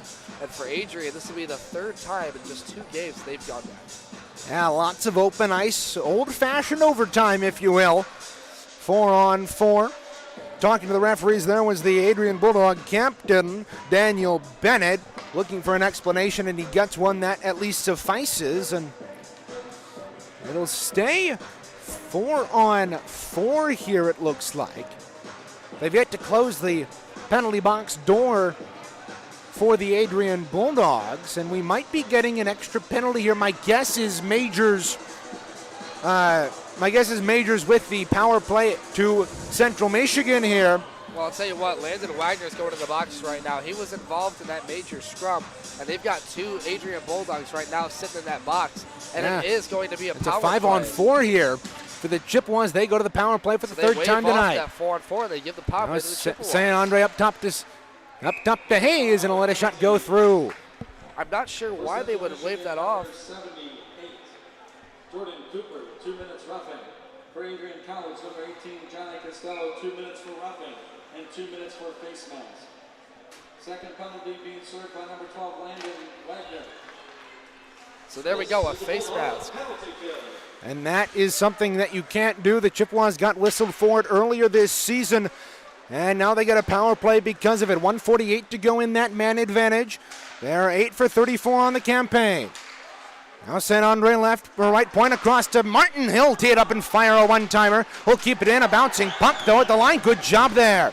Now, great job there by the Bulldogs to be able to get that puck out and down the length of the ice. Half a minute gone. Talk about a defensive effort. First, Johnny Costello, or rather Michael O'Connor, blocks a shot from the point in front, and then Daniel Bennett gets in there. Now here's Simon Selly over the line into the right circle, working down behind Zelko. He'll put a loose puck to the far side. He'll crunch his man there. Loose puck, however, picked up by the Bulldogs, and here's Evan Bliss, lost a puck, lost an edge at the blue line. Ice Monster got him, and Simon Selly will take the puck at center ice. Ahead to Gibbs. Gibbs moving in, a shot. He ripped that wrist shot just wide along the ice.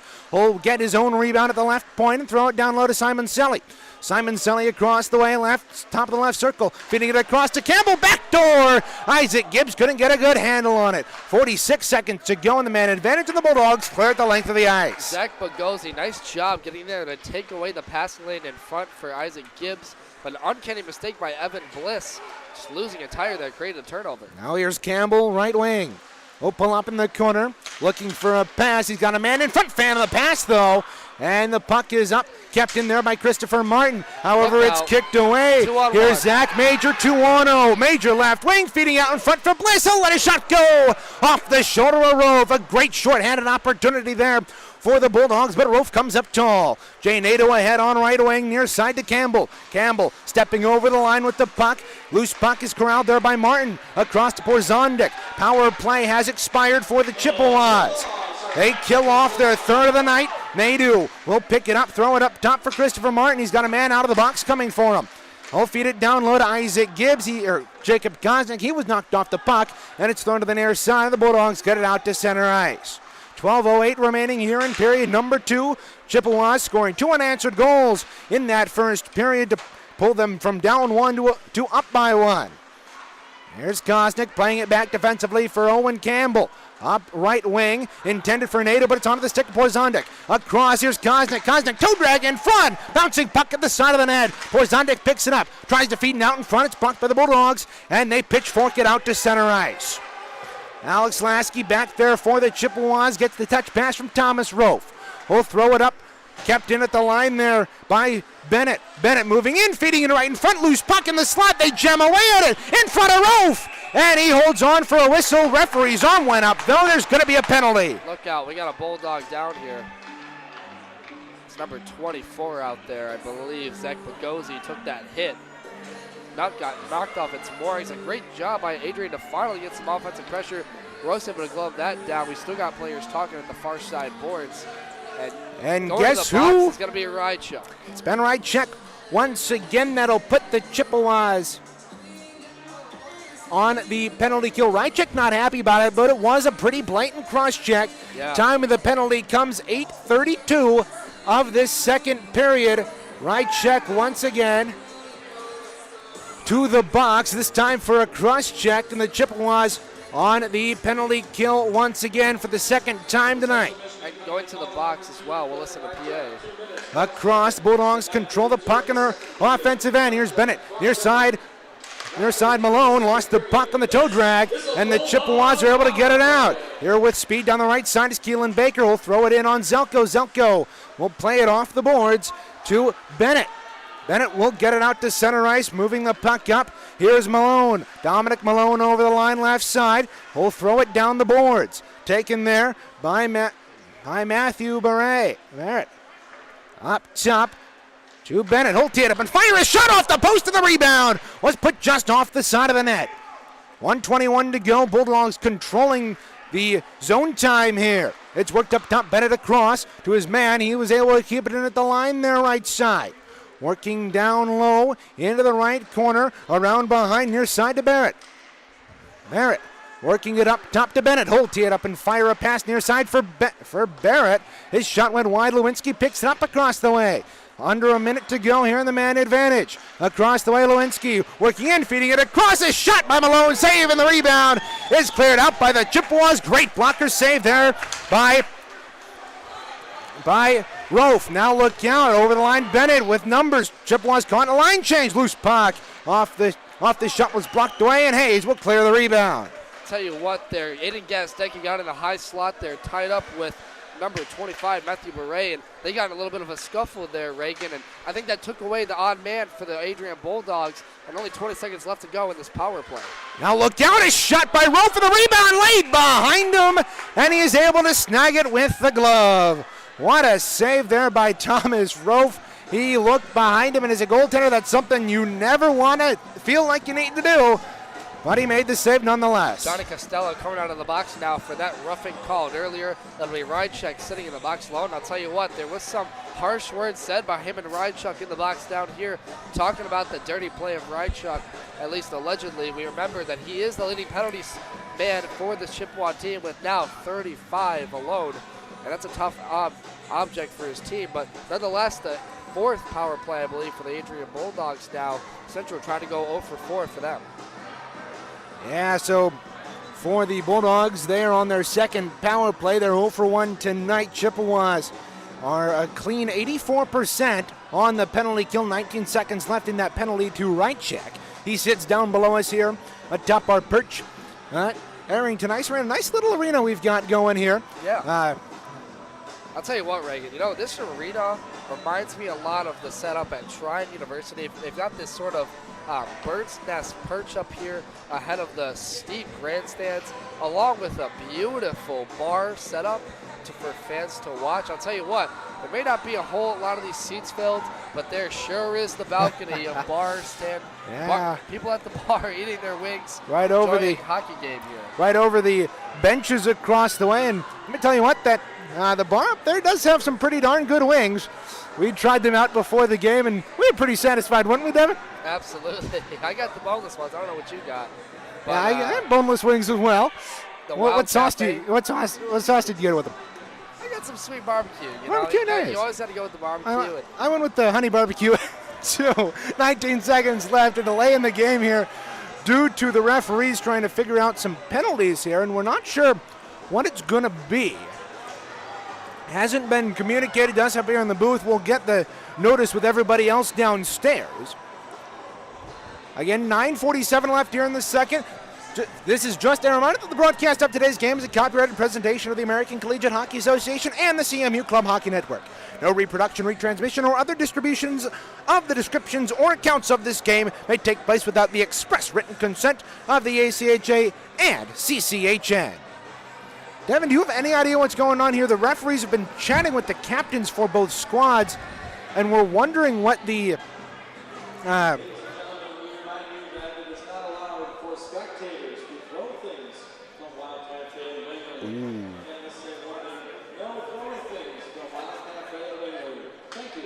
Goodness, so apparently Chippewas had interactions with some fans above them. We were just talking about the bar and what a nice little quirk it is to this arena, but Yeah. you certainly can't have that well, going you know on. what, Reagan, is this bar setup sort of sits above both the players' benches, and they kind of just walk under it, sort of a hidden walkway underneath it. And it's very easily for fans to throw objects above the protective netting onto the ice or onto the players even. So a little bit of a stoppage for that, but nonetheless we resume play. Chippewas win the draw in the defensive zone, shorthanded, and wrap it around the boards and out to behind Zeltko in the Adrian Bulldogs zone to our right. Now working out up right wing. Rychek about to hop out of the box in 5 seconds here as time has just about expired. Chippewas set it the length of the ice, and Rychek hops out. Bulldogs so far 0 for 2 on the power play. Here Chippewas improving to 23 for 51 on the campaign. Now St. Andre in the offensive zone in the right corner. Moving it out. The Bulldogs, and it's intercepted by Austin Whaley, and will throw it in.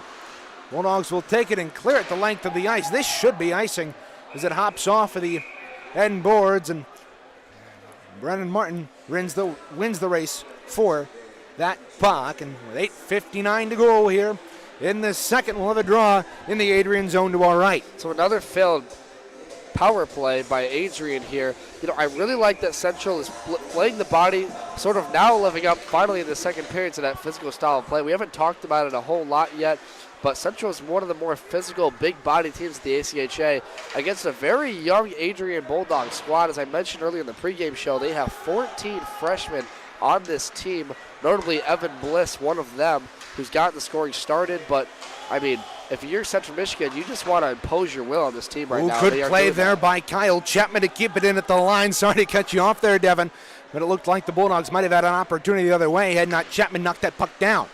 Now the Bulldogs leading the rush. They got numbers 3 on 2.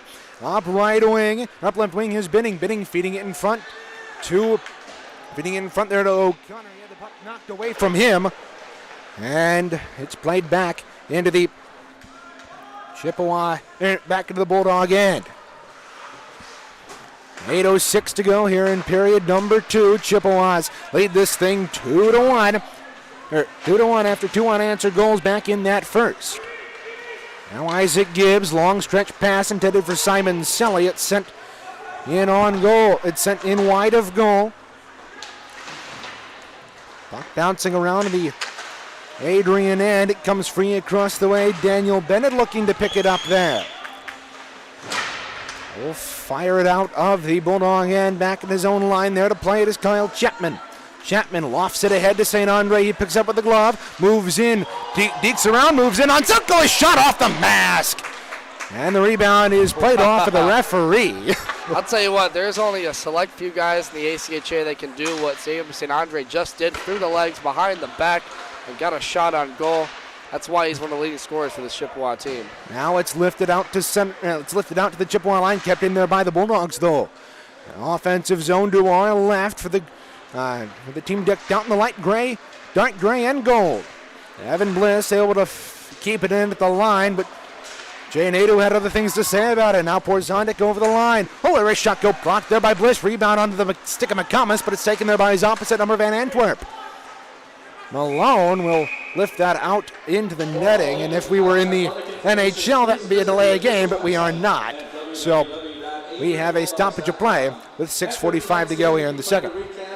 Coach Tyler Cataline's got that third line out there back with Porzonic, reunited with Jay Nadeau and Justin McComas. And we really haven't seen as much production as I thought we'd see from this third line, but this team very much keeps pucks alive in their own end. And here's Charlie Hayes at the point. Hayes capped it in at the left point, feeding it down low to Porzondik. He lost control of the puck, though. McComas and Porzondik working down low.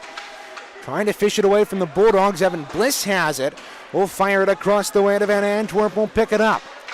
Bouncing puck taken away by the Bulldogs. Look out, they've got numbers, but a pass from Malone was just too far for him, and Alex Lesky is able to poke it away. Justin McComas is able to get it to the red line off of Van Antwerp, and it lays right in front of us here.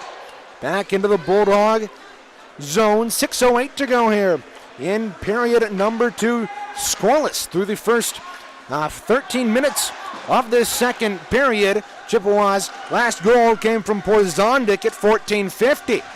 That third line for Central's been out there for a while, Reagan. Yeah, Rychek feeding it down low to Porzonduk, looking for Nadu out front. Nobody there now. The Bulldogs lead the rush the other way. Here's Austin Brenning. Brenning will fire it in around behind Thomas Rofe. Now they feed it in front. Big save by the big Chippewa netminder for a stoppage of play. Draw will come to the left wing, circle to the right of Thomas Rofe with 5:37 to go here in the second period. Austin Brenning and Zach Van Antwerp uniting there to get a shot on goal to Rofe. Beat out Justin McComas to get to the puck on the end boards at Central Michigan's end. A great shot opportunity for them, but a greater save by Rofe. Now here's a one-time shot there by Dominic Somerville that sailed high and hit the glass, as you probably could hear over the airwaves of YouTube. Rebound comes across the way, loose puck bouncing around to the Chippewa end. That's Jordan Cooper, has the second assist on that Porzonduk goal. He's able to get it out to center. 5:16 to go here in period number 2. Bulldogs lost that on goal, turned aside by Rofe, and the rebound from the left wing. Now Somerville, a shot laying out to block. That one was Hayden Flynn, or it was Austin Whaley, pardon. Adrian getting some forecheck pressure here on Central. They haven't been able to get this puck out of the zone for about a minute and a half. And the Bulldogs having the Chippewas in, but the puck squirts out to center ice. It's the period of the long change here at Arrington Ice Arena. Chippewas haven't been able to get one here. Now with Aiden Gazdecki through center. He's hooked up. That's going to be a penalty. Complaining about it there is Michael O'Connor, but that is the definition of a hook, folks. Michael O'Connor moved in on Aiden Gazdecki at center ice, Reagan, and caused a penalty for the hooking right there.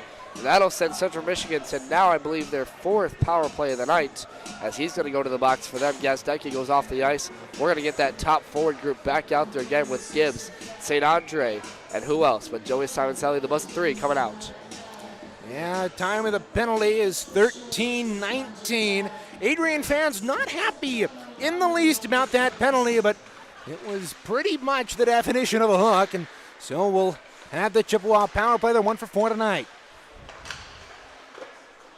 Pardon me, 1 for 3 tonight. They locked that right on goal. Turned aside by Zelko, and now tumbling to the corner. Simon Selly picks it up across the NCAA logo, near side to St. Andre. St. Andre lost the puck, and the Bulldogs throw it around. Kept in by Brennan Martin. Martin picks it up left circle, feeding it near side. St. Andre, who let his shot go? And Zelko coming over with plenty of time is able to make that save with 4:09 left here in the second.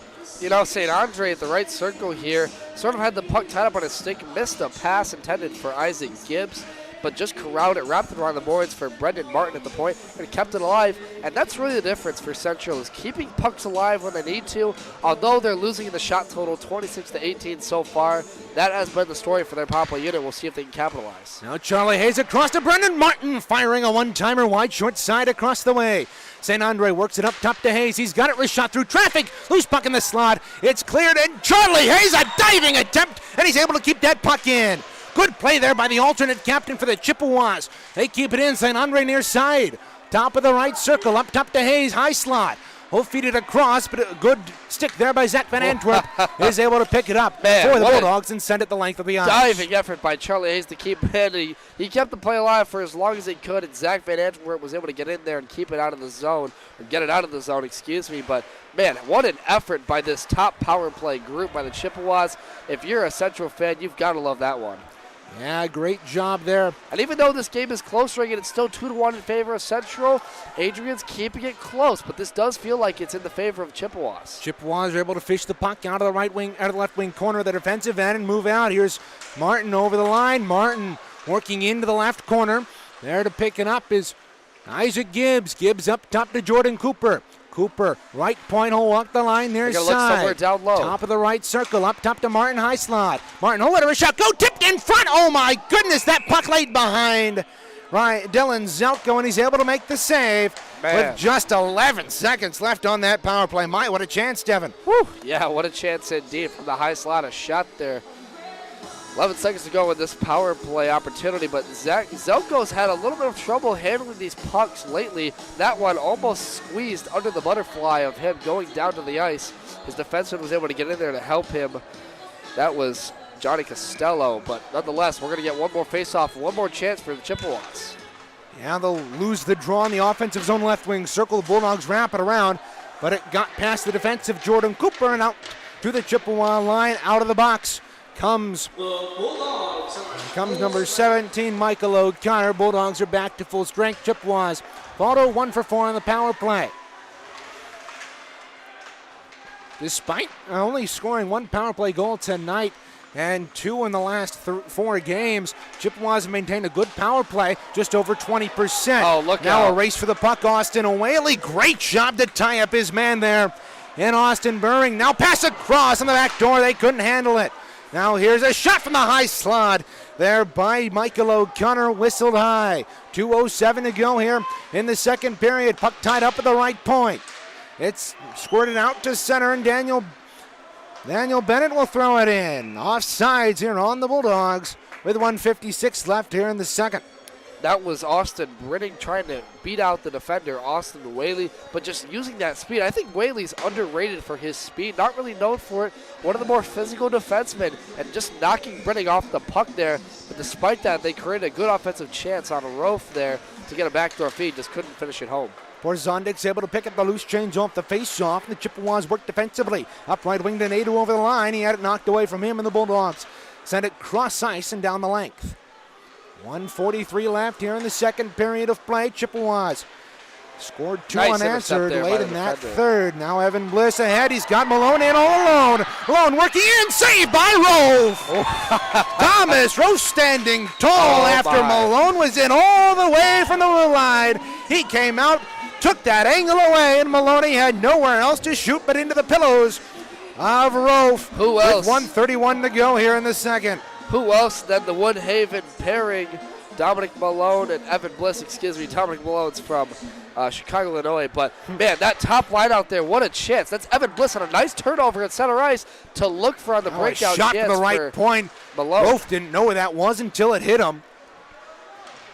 Now Wenski will keep it in left point, throw it around behind. Pass in front, intercepted by Porzondik. He had his stick lifted, though, before he's able to get it out. That went off of the face shield of Justin McComas. Lewinsky back there to play it. Bulldogs moving right to left here in this second period. They got a minute left.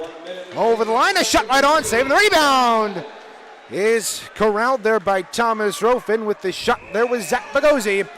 And we have some extracurriculars after Bagosi came in late on. Oh, and a Bulldog goes down. You know, I just laughed, Reagan. Oh, we got a Bulldog down for a second. Yeah, I was about to say, Reagan, excuse me to cut you off, Yeah. but Zach Bagosi was going back to his own bench with his hands held above his head because he doesn't want to get a penalty for anything. Slashing and the it looked to goaltender me, and it looked to me like it's number 15, Zach Van Antwerp. He's going to get a misconduct here, throwing his helmet into the penalty box. That's not going to be good. But also Christopher Martin to the box. We'll have a couple of coincidental minors. And while they sort this out down below, we'll step aside. This is your home for CMU Club Hockey Network, the CCHN.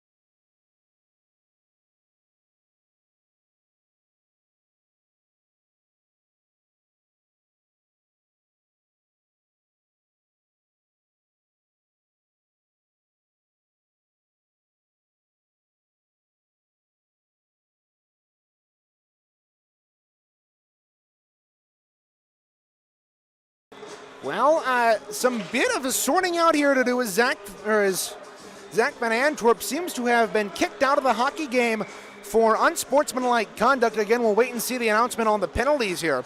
But him and Christopher Martin went to the box. We assume both for roughing, and then Van Antwerp threw his helmet into the penalty box. That got him misconduct immediately from the referee, and then he tapped on the glass trying to get his what I think he was trying to get his teammates' attention, but the ref took it the wrong way maybe, and we'll wait for a PA announcer here, Reagan. Front, and Chippewas win the draw on the defensive end and get it out. It's 4-on-4. Here's the announcement. Central Michigan calls on number 28, Chris Martin, 2 minutes for roughing. Martin, 2 minutes for roughing. Here are the Adrian College penalties on number 15, Zach Van Antwerp, 2 minutes roughing.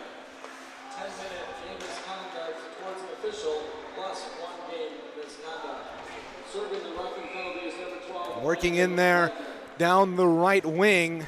Okay, was number 19, so now we have it cleared out. Van Antwerp and Christopher Martin originally getting a roughing for a scrum at the half wall after a shot by Zach Bagosi that originally gave a game misconduct penalty to Van Antwerp for throwing his helmet into the penalty box and then tapping on the glass, maybe trying to get the attention of his teammate Bennett.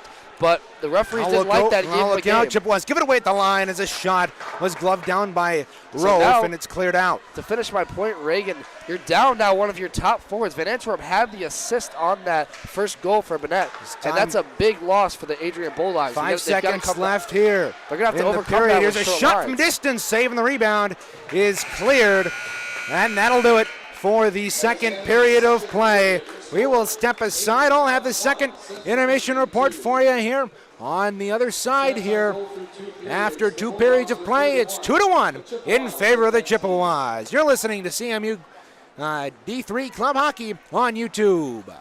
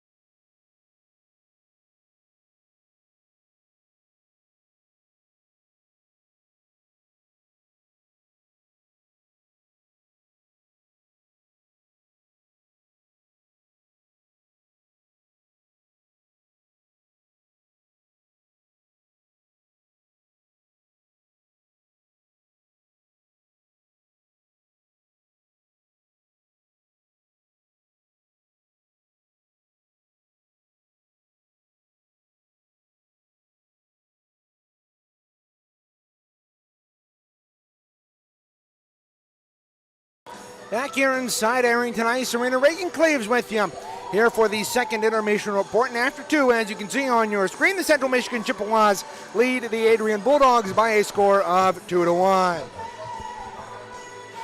in that second period, things were relatively quiet with shots on goal in that second. Adrian had got 16 on Thomas Rofen for the Chippewas. They poured it on with 17. So both these teams staying relatively even in shots. Total through 2. They didn't have 17. I misread the scoreboard over 2 on right. Chippewas only were credited with 8 shots on goal, giving them 19, while the tally after 2 for the Bulldogs is 31. So Adrian getting the better on the shots on goal over the Chippewas, and that's where we stand, at least shot-wise. And as we mentioned, no scoring in that second period for either teams. We remain at 2-1. Again, the goals for the Bulldogs, they open up the scoring at 6:04 for Dominic Malone. He picked up a loose puck, left circle, fired it past Thomas Rofe, and then Jacob St. Andre.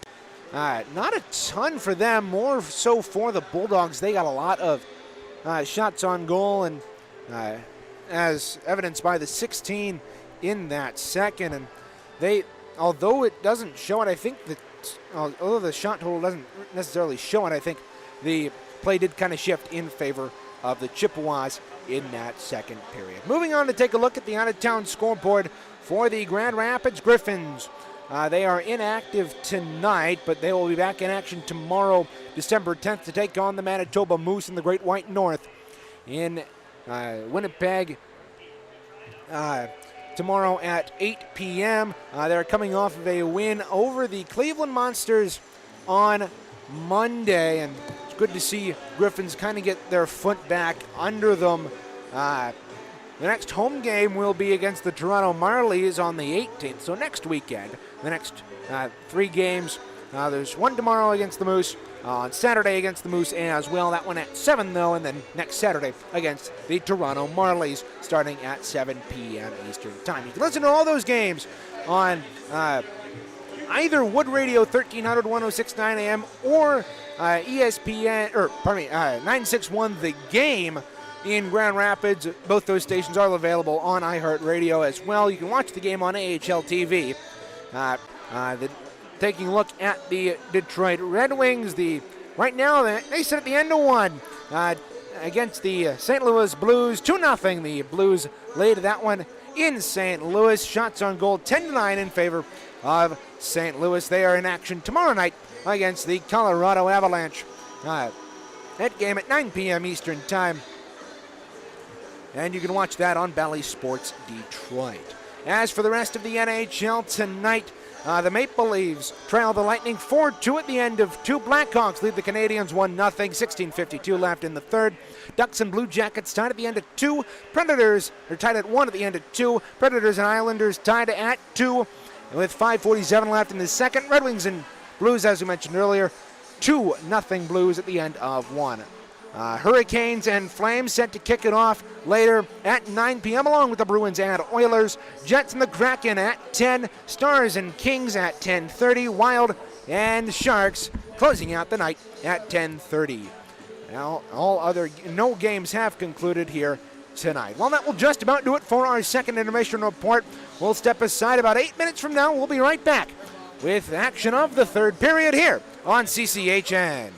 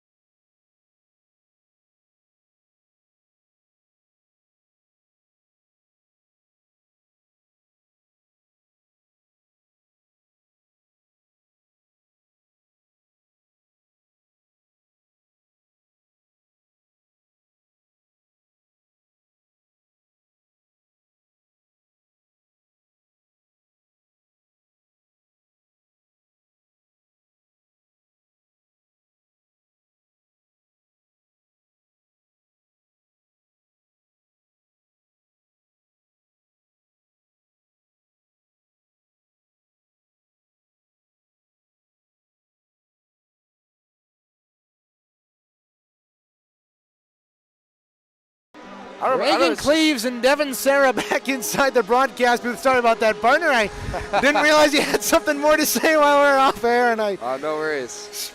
Sprung that one on you. But we are back here inside Arrington Ice Arena. 2-1, the Chippewas lead at the end of 40 minutes in the start of the 41st. There's still 1 minute and 3 seconds left on a 4-on-4. Martin and Van Antwerp whistled off at the 1903 mark. Van Antwerp got a couple of extra penalties, a 10-minute misconduct and a 10-minute misconduct and a game misconduct, and then a 1-game suspension resulting with that abuse of officials.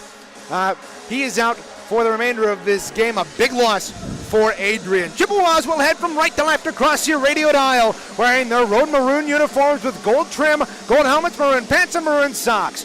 While the Bulldogs will counter left to right, light gray uniforms, gray and gold trim, black pants, and gray socks. We've got 20 minutes on the clock here. 4-on-4 hockey is underway here in the third. I will say, Devin, one of the best things, we'll get to that in a moment. Here's Malone over the line. He'll tee it up and fire a shot. He ripped that high.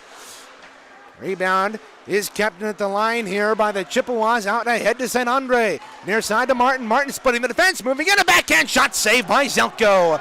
And the rebound is cleared. Kept it at the line, though, by Simon Sully, and a lot of fluttering shot go on Zelko. One thing I was going to say, Devin, about this arena, we mentioned a little bit of the structure of it, but I also really appreciate the PA announcer. He reminds me a lot of the Griffins the Griffins announcer, Eric Zane, and doing a lot of fun little things, and he really adds some life to the building here.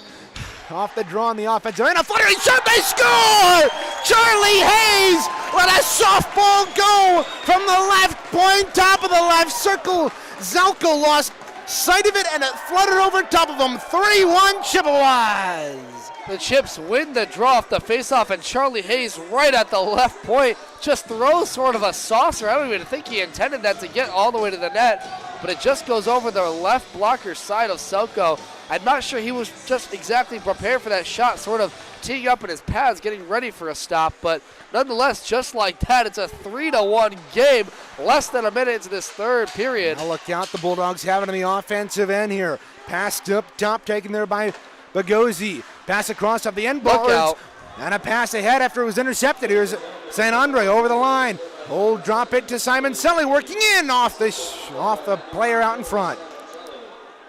32 seconds into the third period. How about Simon Sully getting his second assist of the game? Now look out, a shot that was blocked in front. The rebound comes right onto the stick of Chapman. He'll throw it around to the far side. Yeah, and I'll tell you what, Reagan, that was created by Simon Sully winning that faceoff draw. We've talked about it all season. Simon Sully, one of the best faceoff men in all of ACHA. Now St. Andre feeding it out in front, and Campbell let the shot go. Zelko had it for a moment. The loose puck, and are they calling it a goal? No, they are not. This puck was shot at the point in Owen Campbell, and then St. Andre tried to come back in there to finish off the job, but Selko just didn't have it under his pad secured tightly. We never heard a whistle, Reagan, but the referees waved it off. They're not going to give them the goal here. Yeah, another quick whistle here tonight. I think that might have been intent to blow the whistle, but we may also not have heard the whistle. So either way, the goal is wiped off. It's still 3-1 Chippewas here. Simon Sully getting assists on the last two goals. Borzondik and Hayes. Man, how about Simon Sully, though? In these last 3 games, he's at 5 points already, and he's scored against Michigan State as well. I love what I'm seeing out of him. One of the members of that Buzzin' 3 line.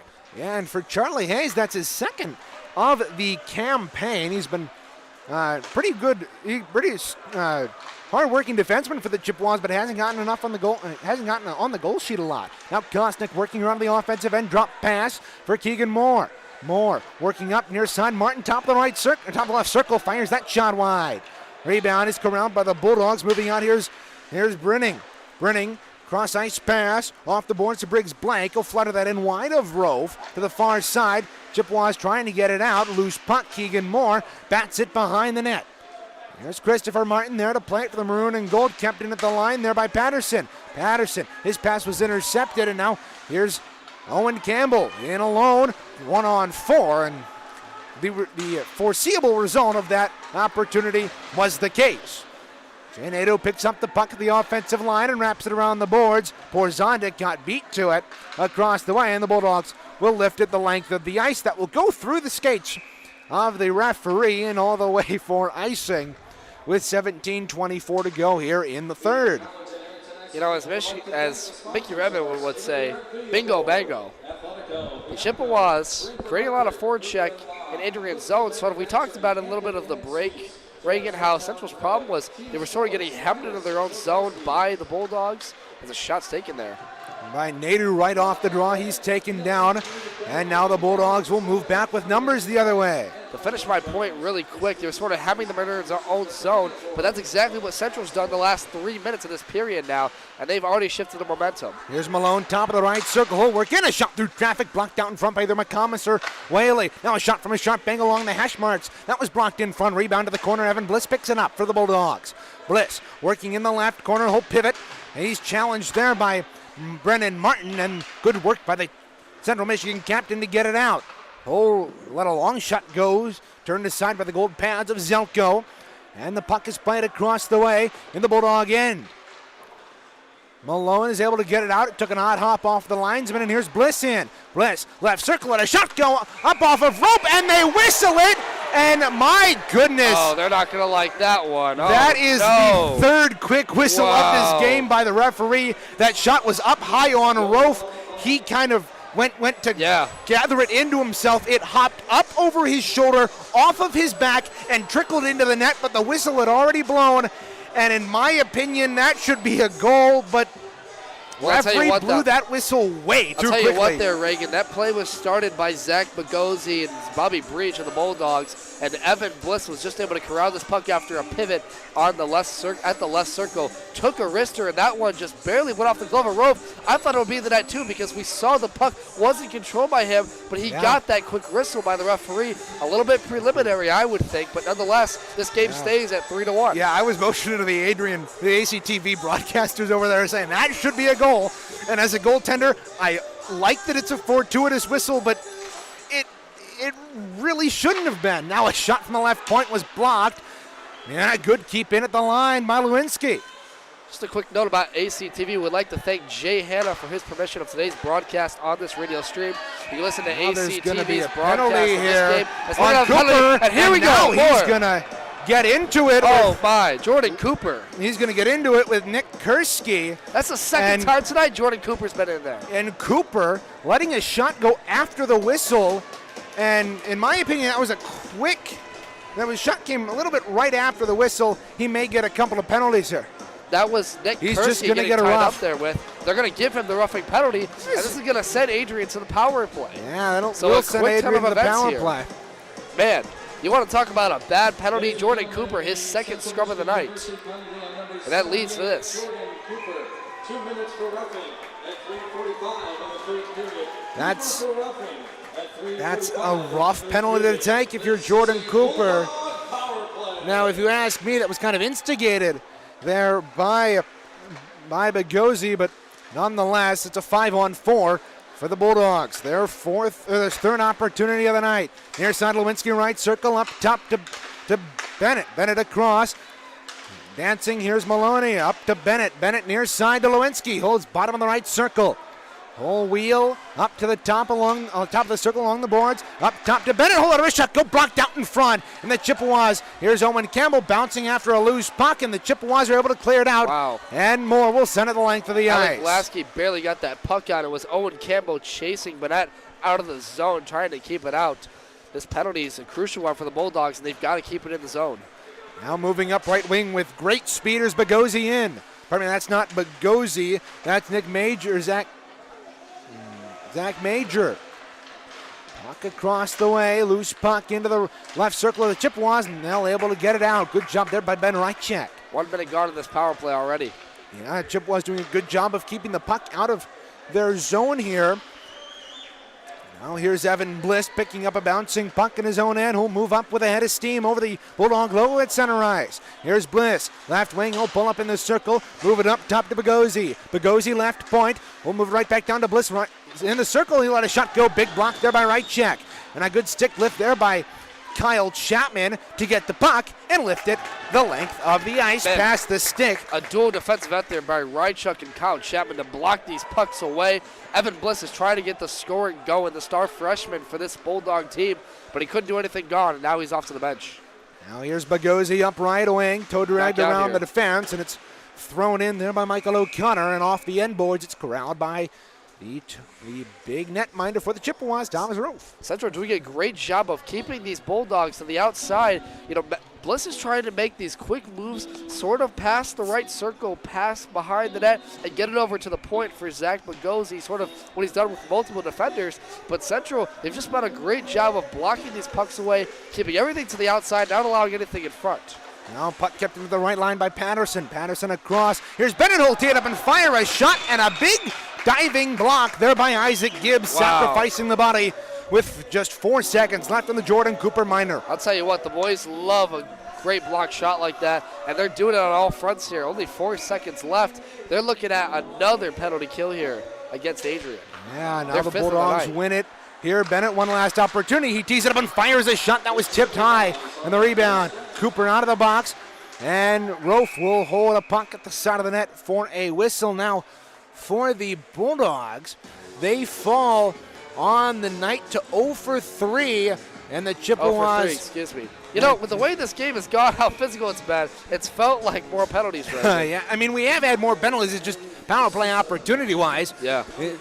Bulldogs have only had 3 as this one trickles in off of Rofe. You know what I'm counting? Onto Rofe after the... I'm counting all of those 4-on-4s for those extracurricular things from guys like Rychuk, Cooper. Yeah. It's costing them. Now Austin Whaley picks up the puck off of the draw and wraps it around the boards. St. Andre able to tip it up to the line, but that's not far enough. Now loose puck, O'Connor, bouncing puck, bottom of the left circle. They jam away at it. That one just trickles wide. It's played to the near side. Gibbs takes his man to the ice. And that's Michael O'Connor and picks up the puck. Does Gibbs. We'll play it off the boards across the way. Icing is waved off. The linesman judges that Adrian could have played that. Now a long stretch pass. That was just past the tip, and they're going to wave the icing off. That might get the ire of Tyler Cataline, Tyler Koth, and Dalton Sutherland across the way on the Chippewa bench. Now they feed it right in front off of a skate. Charlie Hayes is able to clear it, but not out. Now another shot from the slot is ripped high by O'Connor. Rebound is picked up by Gibbs. A long cross-ice pass to St. Andre over the line. St. Andre feeding it across, too far for Isaac Gibbs, and the bouncing puck is batted up into the Adrian bench across the way with 13:07 left here in the third. I think it's underappreciated, to say the least, that Thomas Rofe has done excellent tonight. On 35 shots, has saved 34. And I'll tell you what, he's very strong in his post. I've noticed that Adrian tries to squeak in these short side, sort of hops over his glove side, and he's not having any of it. And it's a really great performance right here. And Soko's doing a great job on his own end. Saved 22 of 25 tonight, but the goaltender Thomas Rofe, stout as always. Yeah, and that just shows you what experience can do. We've seen a lot of goaltenders not been able to cover that post on opportunities like that, but Thomas Rofe has done a great job. This is his 6th season in the ACHA. He played 1 season before coming here with Lawrence Tech in the MCHC, so he's been a part of this MCHC all 6 years. As a shot from the right point in the Bulldog zone is deflected away. Here's Sam Lewinsky, who worked behind the net. Just under 8 minutes gone here in the third period of play. 3-1, the Chippewas lead it, though they're getting pummeled in the shots on goal category. Now a loose puck to the side of the net. McCummins couldn't corral it long enough to get a shot, and the Bulldogs will send it the length of the ice. Charlie Hayes in a race for the puck, and it will go for icing. Well, we'll come back into the Bulldog end. And the Chippewas elect to have it in the left wing circle, as you can elect off of icings. You can elect which face-off circle you want to have it as the non-offending team. And thus they choose the left wing circle. Owen Campbell in for the draw. The second line back out there for the Chippewas. Now Campbell looked out right at the draw, feeding out in front. Kostick let a shot go just wide. Now puck comes to the near corner. Owen Campbell battling for it in the corner along with number 14, Zach Major. It's tied up along the boards. 12:04 to go here in period number 3. 35-27, the shots on goal favoring the Bulldogs right now. That will not go far enough. Rising and back to play it is Christopher Martin. Chippewas right to left here in this third period. Ahead comes Owen Campbell. Over the line, he got knocked off the puck, and Malone picks it up. Malone over the line right side, moving in with speed on the outside of the circle, and a shot go. That hit off the post and Thomas Rope's mask, I believe. On the rebound, Keegan Moore ahead to Kosnick. Oh, Keegan Moore tied up here. The battle of the 16s. Keegan Moore getting into it there with Bobby Breach. And it's sent back into the Chippewa end. Back there, here's Keelan Baker ahead. His pass intended for Moore. That was too far for him, and the Bulldogs regain control back in the defensive end. Dominic Somerville there to pick it up. 8:52 to go. 8:52 gone here in the third period of play. Bulldogs moving left to right on the breakout. They send it out to center. Baker playing it back there for Brennan Martin ahead. His pass for Cooper was just too far for him, and Zelko will hold on to the puck as it went right on him. 10:52 to go here in the third period of play. Chippewas will have yet another draw in the offensive zone. Got that. I believe this is now back the fourth line back out here. Keelan Baker, Ben Reichuk. We've also got Jordan Cooper back out there again. Brendan Martin, Austin Whaley. This is a group that's underrated. This fourth line is very hard physically. And we need to watch Reichuk there because he's already taken two penalty kills tonight off bad penalties. Stay out of the box. Bulldogs having some trouble getting out of the zone. They pass it ahead, intercepted by Brendan Martin. The Chippewa captain sends it up to his captain counterpart Keelan Baker before he sends it in behind Dylan Zelko. 10:30 to go here in the third period. Loose puck, high slot. Here's Whaley. Drop pass for Martin. Martin walks the line. He'll send it down low to Cooper. Cooper left corner, feeding out in front. Loose puck. Here's Whaley, top of the slot with a bouncing puck. Score! That was tipped in front, I believe. That's Ben Reichek, and he's getting into it with one of the Bulldogs in the slot. It was tipped in front of Zelko, and the Chippewas now have scored 4 unanswered goals. We said it all night. Second chance opportunities. Keep getting alive at the point. Austin Whaley did just that. Tried to go cross-ice feed Jordan Cooper out there with Keelan Baker. Keelan Baker went in front of the net. Got a rebound chance off the pass or the pad of Soko. Came to the point for Whaley, who threw a bouncing puck just to the net. And Reichuk was there for the bouncing puck to put it home. What a job by this fourth line, just grinding out there. Exactly what I love to see. Yeah, and there's really nothing Zelko can do on that puck. It's a bouncing puck in front, and you lose it, and it's a soft shot from Whaley at the point. Again, we're not sure if it was tipped. We'll wait for the announcement on that goal here with 10:12 to go here in the third. Here comes Lewinsky. He'll throw it around behind Thomas Rofe. Alex Lasky back in the left corner to pick it up. We'll tie it up along the boards.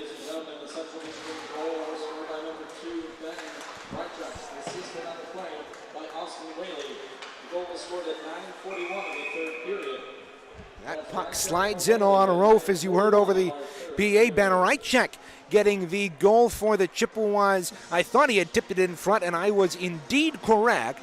And for Reichek, as much as he gets in the penalty box, he can also occasionally score. That's his second goal of the campaign. He's now tied with Charlie Hayes in that respect. So the fourth line forward for the Chippewas getting in on that goal as we have a hand pass against the Chippewas here. If you're looking for game reports, stats, schedules, and more, take a trip to CMichIceHockey.com, where you can find those and much more, including player information, recruiting information, apparel, and more. That's CMICHHOCKEY.com. Now drawing the Chippewa hand. This shot there by Bliss is thrown wide. Gibbs is able to play it out. It hops past Lewinsky and back into the Bulldog again with 9:33 to go here in the third. 4-1 the Chippewas lead. Most recently a goal coming off of Ben Reichek, the second of the period for the Chips. Puck behind the net. It's picked up there by Malone. Malone, he's got a head of steam up left wing. Bouncing puck goes into the offensive end. He's got it Bliss with him. He feeds it out in front. Good stick work there by the Central Michigan goaltender Rofe, and the Chippewas gave it away, and Evan Bliss finding it in the slot, puts a shot on. He had all kinds of room, and the Chippewas have had a little bit of trouble giving that puck away in the defensive end. That's how Maloney scored that goal, 6:04 the first, and the Chippewas almost get burned with another one there. Well, Reagan, the way you counteract that is with scoring. And right now we've seen 2 goals already in this third period from Charlie Hayes and Ben Rychuk, and sort of odd goals we haven't seen too much of this year scoring-wise from them, as you mentioned. Their second goal of the season, both of them.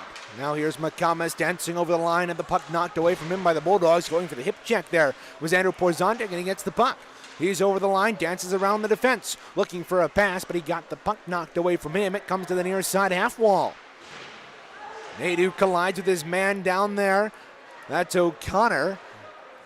And they battle for it along the boards near side. Christopher Martin, for the moment, it was a 3-on-1 against Nadeau, but Martin comes in for a 3-on-2. Now loose puck. Here's Porzondik feeding it down low to McComas. It was too far for him. Puck across the way. McComas working it up top to Chapman. He'll let a one-timer go, and that was well wide, and now O'Connor leads the Bulldog rush. Good play there by Christopher Martin to knock him off the puck, and Bliss gets hammered to the boards right in front of us here. And now Rofe deflects that up and into the netting after a shot was lifted on there by the Bulldogs from center ice, and there'll be a draw to his right. McComas talking to a few Bulldogs at the bench there. You know, we haven't seen too much of that third line, but a solid shift for them, just getting some offensive pressure. I really like what I've seen out of all 4 lines so far. You know, seeing that 4th line just score is so relieving to see them spread the wealth like they needed to. You know, we talked about it in the pregame show, not seeing as much top-heavy scoring out of this team as what we needed, and they got it done. Good play there by Justin McComas to forward it on to Jacob Kosnick. He's got the freshman Owen Campbell with him. Kosnick backdoor to Campbell, a shot, and a 5-hole save there by Zelko, and more coming in there. And we've got some extracurriculars out in front after a big save there by Dylan Zelko. Yeah, Owen Campbell trying to get a wrister there off the far side blocker of Zelko, just extending his body all the way out of the crease and falling down as he can't collapse with that puck under him. And there's some extracurriculars at the net. You just know this Bulldog team's a little bit frustrated coming off, you know, playing some of the top teams. It's a very similar story to the game against Grand Valley State. It's ranked number 2 in the country. Yeah. Down 4-1 in this game. You know, you're down big, and late here, Central's just trying to hold on to the win, right? And in this game, you know, you see some of this chippy stuff. I'm surprised with how physical it's got. And now we're going to see Austin Whaley and the captain of Adrian, Daniel Bennett, go to the box. Yeah, so I assume it will be a 4-on-4 here. They're working on getting it up on the scoreboard in front of us, and indeed it is a 2. I love whoever's controlling the music here, just for his comedic relief to play Why Can't We Be Friends? And Why can't we be friends, Reagan? Well, that's what happens in the game of hockey. You can't really be friends off the ice, or on the ice, but off the ice, things sometimes cool down a little, unless you're Calgary and Vancouver. If you remember the John Tortorella incident between the great reference. I love the locker That's great. Great in the hallway after the. Look at you bringing in the references late in this game here. John Tortorella is a pretty memorable character, and I think he often adds a lot of comedy to the game of hockey. First to Central Michigan, number 23, Austin Whaley, 2 minutes for unsportsmanlike conduct. And for Adrian College, number 3, Daniel Bennett, also 2 minutes on sportsmanlike conduct. So Bennett and Whaley off for 4-on-4s, or for a 4-on-4 here, both for unsportsmanlike conduct due to the extracurriculars. Now Charlie Hayes letting one go from center ice. That's lofted in on Zelko. He'll leave it for his defenseman, Sam Lewinsky. Lewinsky up right wing. Moving in, here's Barrett over the line. He'll let a shot go. And it's gloved down calmly there by the soft-spoken netminder of the Chippewas. Yeah, I'm seeing a little bit of deflation out of Adrian right now. They're kind of just skating into the zone, just gingerly throwing easy saves here on Rofe. And Rofe's going to hopefully walk out of here if they can hold on this last 7-0-2 with his 9th win of the season. And, you know, I would say right now this game has really been controlled by the Chippewas in the last 2 periods. They've done everything they've needed to control here if they can finish off. A scary chance there for the Bulldogs as they had an opportunity out in front. From the slot, it was blocked, and now St. Andre forwards it on ahead to Simon Sully. Simon Sully with Lasky. will move into the right corner, put on the brakes, and throw it around behind the net, but nobody's there except Zach Bogozzi. And who'll play it defensively with 55 to go here in the 4-on-4. Up the left wing, over the line, here's Somerville. He'll let a shot go, block it away by Thomas Rolfe. Rebound comes out into the slot. St. Andre ahead. He's Look got out, Chapman. 2-on-1. Chapman 2-on-1 with Martin near side. Christopher Martin, it was in his skates. Big missed opportunity there for the Chips. Now that puck flutters up on the end wall and it came out in front. And the Bulldogs are able to lift it out to the Chippewa blue line. Owen Campbell back there to play it. 6:02 to go here in period number 3. We'll move over the Adrian Bulldog at center ice. Owen Campbell moving into the right circle. He'll pull up along the half boards. Up top to Chapman, near side Martin. Martin will let Rishuk go intentionally wide. It pops off of the back of the net. Campbell picks it up there. 7 to go in the 4-on-4. Now Campbell trying to move through the defense. Look out. Chapman was able to play it down low. If he hadn't done that, that would have been an opportunity for the Bulldogs the other way. 5:33 to go here in regulation. 4-1 Chippewas lead. Over the line, here's O'Connor. O'Connor down into the right circle. Had it knocked away from him. St. Andre picks it up. St. Andre will step around it, check, and lift it across the way to Chapman. Now look out. Pass in front. Taken there by St. Andre. He went for the body instead of playing the puck, and that might cost him later on in this year if he continues to do that. That's something that the Chippewas don't want to see. And Devin, we talked about it with the other members of this media team. It seems like Jacob St. Andre often doesn't put 100% effort into getting out of the zone. We've seen him standing around a lot here, just dishing out a soft pass to his line mates and not really trying to get the puck out. Yeah, well, that happens kind of in a game like this where you've got control of the game, you've got the upper hand, albeit it was a 2-1 score. Jacob St. Andre, one of the greatest perennial goal scorers on this Central Michigan team and of all time. And it's one of those cases where I feel like I understand sort of the lackadaisical play. I understand being comfortable. But, right, you don't want to see necessarily your top forwards, that leadership group, right, just be lazy out there. But in a game like this, I really can't blame him, especially later here. With 4:28 left to go, Adrian's just skating around here trying to finish this one out. Yeah. Central, like I've mentioned, has controlled most of the second period. And, when that happens, you feel that comfortability, and you don't feel like as is that right, Chuck? Who blew it tighter? Oh, look out, Austin Whaley right in front. That puck almost went off his skin behind row. I can't tell if that was intentional or not, Reagan, because we just saw Brent Rychuk wipe out of the near side circle. We saw Ben Rychuk wipe out on his own. Austin Whaley almost put that puck into his own net. Now they feed it out in front. A good opportunity there by Brennan Martin, but that comes back to Austin Whaley at his own line. There's something I've seen a lot in this game from the Chippewas is Brennan Martin. He's listed as a defenseman, but we see him a lot. He's almost an offensive defenseman. Now a shot there taken there by Zach Major, and that was blocked away by Thomas Rolfe. But here's over the line. That's Barrett. He'll let a shot go right on Rolfe, and he'll make the save with 3:35 left. Devin, what's it like to be able to have a two-way defenseman like Brennan Martin, at least in this hockey game, and what do you think he contributes? Well, Brendan Martin is one of those defensemen that really keens on his offensive ability to get pucks sort of deep in the zone and keep them alive at the point, and he's a great job setting up his own players a lot of the time. I think it's one of those things where when you talk about being a two-way defenseman like that, sort of, he can put his body out in front and block those shots and play the body when he needs to, but he can also set up chances, opportunities in front of the net and score goals and shoot the puck when you need him to. That's a big hit right in front of the Chippewa bench. They go crazy. Justin McCummins delivering that one. Now into the offensive end, shot off the boards. Taken down there is McComas, and now there's going to be a penalty on the Chippewas. Jay Nadeau, you got to keep your cool. Jay Nadeau absolutely just rocked an Adrian player behind his own net, or rather the Adrian player's net. He's going to go to the box, I assume, for sort of a probably going to be a charge or something along the lines. I mean, that's a stupid penalty. You can't take that. It's late in the game, and I know it's a 3-goal lead, but you got to have discipline. And it's not good to be taking penalties like that That's a penalty that doesn't need to be taken. There's not a chance coming back the other way.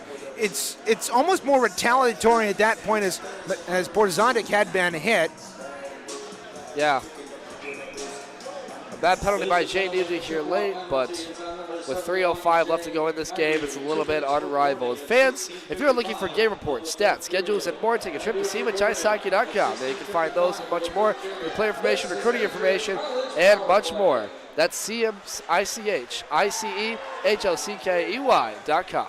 Chippewas on the penalty kill for the next 1 minute and 42 seconds, 2:45 left, and they're doing a great job of having the Bulldogs into the neutral zone. Now they give it away. It's in there, just inside their own line. Malone had that knocked away from him, though. You know, Reagan, we're looking forward to tomorrow's game back home at Arrington Ice Arena, and you see late in the game how it's getting scrappy here. All of this chippy play, all these penalties will carry right into tomorrow when these two teams rematch. And if you're Adrian, you're going to look tomorrow to get that revenge. You're going to be upset. This game didn't go the way you wanted to on both sides of the ice, especially late in the periods. Now here's Major over the line into the left circle. That game is actually on Saturday, Devin. Did I say Friday? Yeah, you said tomorrow. And I mean, a Thursday game, I don't blame you. This is a weird setup, but you're right. It is Thursday. It's a Thursday, and night. often don't feel it. And now we're going to have a penalty here. Once again. They're going to send off, it looks like a Bulldog here. Looks like they're motioning over to number 14. It's going to be a slash here. This one's actually going to send off Owen Campbell, so it's going to be a 5-on-3. Owen Campbell, the freshman from Jackson, Michigan, just down the road here from Adrian, about 25-30 minutes. And we were talking to OC a little bit on the bus, the freshman from Lou and Christie High School, and he's talked a little bit about having that production on that second line now. They sort of moved him away from Isaac Gibbs. Yeah, so Campbell's off for the penalty. There's Adrian takes a timeout. We'll take one as well. You're listening to CMU Club Hockey on CCHN.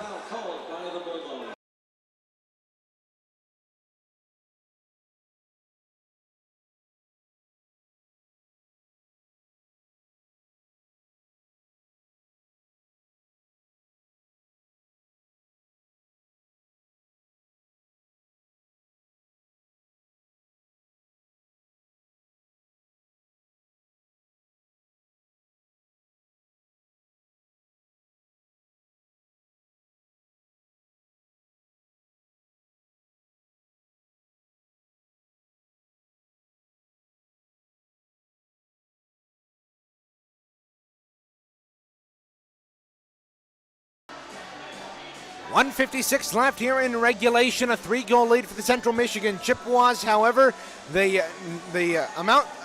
goal amount of their lead is the number of players they have on the ice. It's 5-on-3. Campbell and Nadeau off. Nadeau off for another 52, so it'll be 52 seconds of a 5-on-3 here. Draw to the left of draw to the right of Thomas Rope, left wing circle of the Chippewa end, and they do a good job to win it. Kyle Chapman will clear it out to the line, but not out. Good keep near side Lewinsky. Lewinsky up top to Bennett. Bennett near side Lewinsky once again. Oh, play catch with his defensive partner Bennett. Across to Lewinsky. They switch places left top of the left circle. Now a pass across to Bennett, and that was blocked. Up to Lewinsky, left point. He'll walk the line. Throw his shot on goal. That was wide of Rope. The rebound is cleared up to the point, but not out. 1:30 to go here in regulation. 23 to go. Into 5-on-3. Lewinsky near side. Bennett right circle. He'll feed it down low. A shot by. Oh my goodness, Malone. And that was turned aside by Rowe from a sharp angle. Lewinsky across to his defensive partner, right back up to Lewinsky. Near side Bennett, up top to Lewinsky again. Near side Bennett, top of the right circle. He'll feed it down low to Malone. Malone, side of that, feeding out in front. And Bliss picks it up across the way. Bliss out of the box comes Nadeau. It's 5-on-4. Here's Malone feeding it across. It was taken by Nadeau, and he'll throw it the length of the ice. Chippewas will be on the penalty kill for the rest of the game. 45 seconds left here in the third. An excellent penalty kill by Central Michigan. They've been excellent on it all night, keeping the Bulldogs at 0 for 4, now almost 4 for 5. Once this minor penalty is done to finish the game, and it's been the story of the game. Adrian, not enough to amount on the special teams. And Central playing a lot better than they have in the most recent And weeks. now Rychek crunching his man across the bowl, right in front of the penalty box. Big hit there by the big man for the Chippewas. To the bench goes Zelko with 12 seconds to go. Puck free behind the net. That's actually going to be a charging minor on Rychek here. 7 seconds to go. Puck played there by Campbell, and there's going to be a penalty. Now Whaley is getting into it with Zach Major, and Rychek's not happy. My guess is it's going to be a charge with 2 seconds to go. Rychek will take his final penalty of the game, as you mentioned, for that charge. And with just 2 seconds left, it's going to be, just getting him off the ice. This game is pretty much over. The referees will motion him out, and we'll wrap it up here. Yeah, and for Rychek, he's wondering why he got sent off to the box, and it's probably a charge here with 2 seconds left. That's my guess at the 1958 mark. But looking ahead to the rest of this series, Chippewas will head back to Arrington Ice Arena on Saturday to take on these Adrian Bulldogs and look to close out the weekend series. As puck is played in the corner, it's worked up top, and that'll do it as the Central Michigan Chippewas win this one by a final of 4-1. We'll step aside, but stay with us. Post-game show coming up next on CCHN.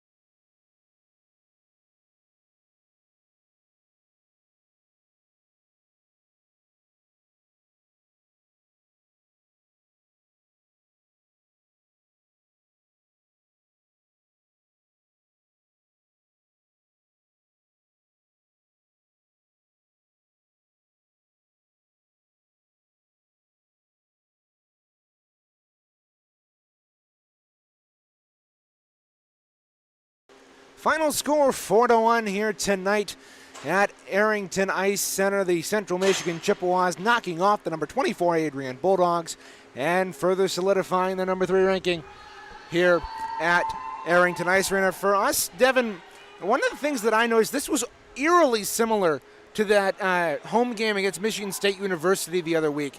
They allowed the first goal. This one came at 6:04. Malone picked up a loose puck in the left circle and snapped it past Thomas Rofe. And from there, it just felt like the ice kind of tipped in the favor of the Chippewas, and they ended up scoring 4 unanswered goals. St. Andre and Porzo notching goals in the first, and then Hayes and Rychek adding on in the third period. What were your thoughts on this one here?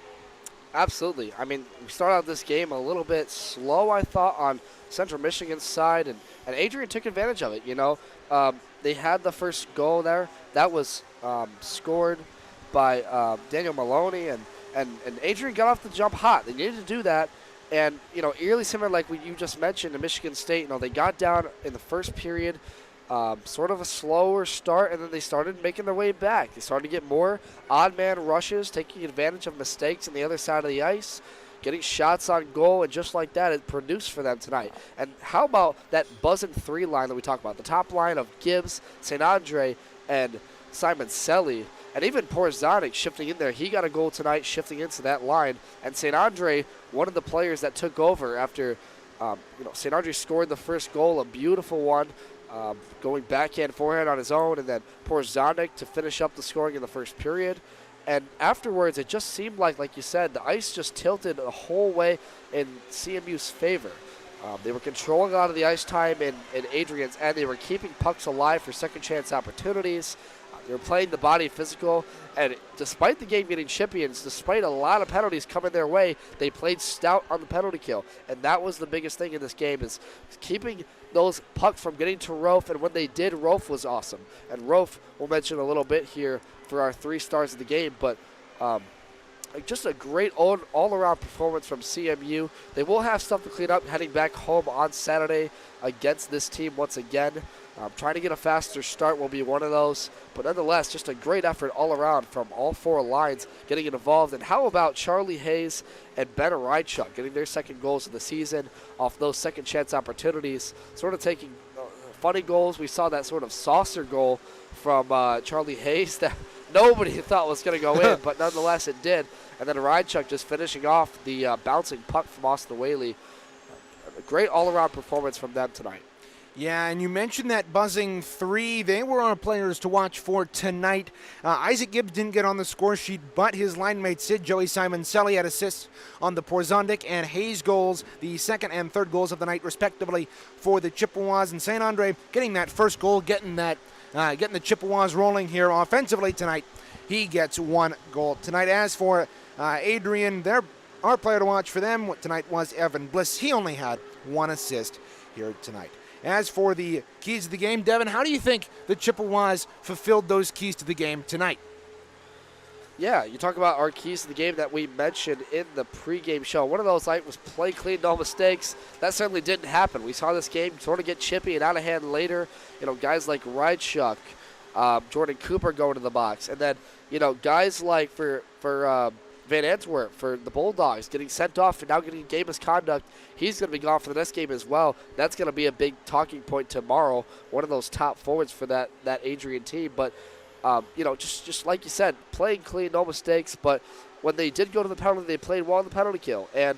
Or when they went to the penalty. And, we talked about don't play down at the competition, keeping the pressure on. I think they did that for the most part in this game. At times they looked lackadaisical, sort of lazy in their own end, maybe not clearing pucks as much as they needed to, and not necessarily using the body as much as they needed to. But once the game got later into that third period, the urgency picked up, the confidence picked up, and it just led to them taking over the game. And you could tell by the early part of the third period that the ice was completely tilted in Central's favor. And then they came out hot in the first, sort of later in the first. We would like to see that first goal, but nonetheless, just like the Michigan State game, they overcome that 1-0 goal deficit, and they dominate the rest of the way. So For these keys of the game, they filled about 2 or 3 of those out of the ones we talked about.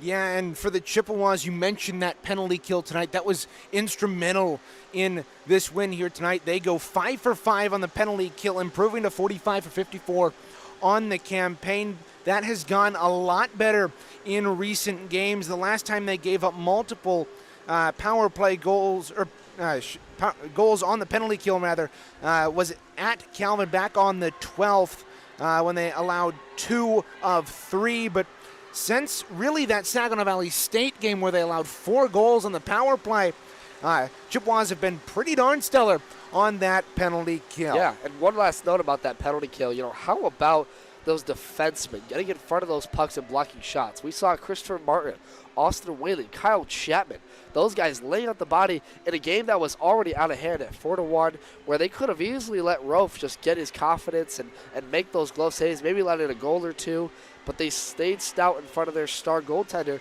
and they made it hard for these defenders. Or these forwards, and that's such a great pride thing to see from your team. You love to see that leadership group take over and make efforts like that, and that's one thing to take away. An underrated thing on that penalty kill. Why were they so successful? Blocking those shots, taking away passing lanes, and putting in the effort when they needed to, and that's what it came down to.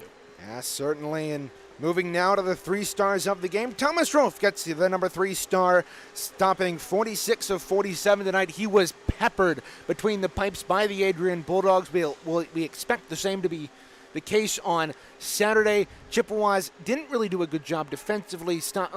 They allowed a ton of shots tonight, which is a bit uncharacteristic of them, but Thomas Rofe was able to stand tall and make the saves when needed. Absolutely. Second star of the game goes to none other than Andrew Porzonik, filling in on that buzz and 3 line, getting the game-winning goal, assisted by Jordan Cooper along with Joey Simon-Selly. And you've got the first star of the game, Reagan. Yeah, and the first star of the game goes to Joey Simon-Selly, getting 2 assists, including the game-winning goal and one insurance goal.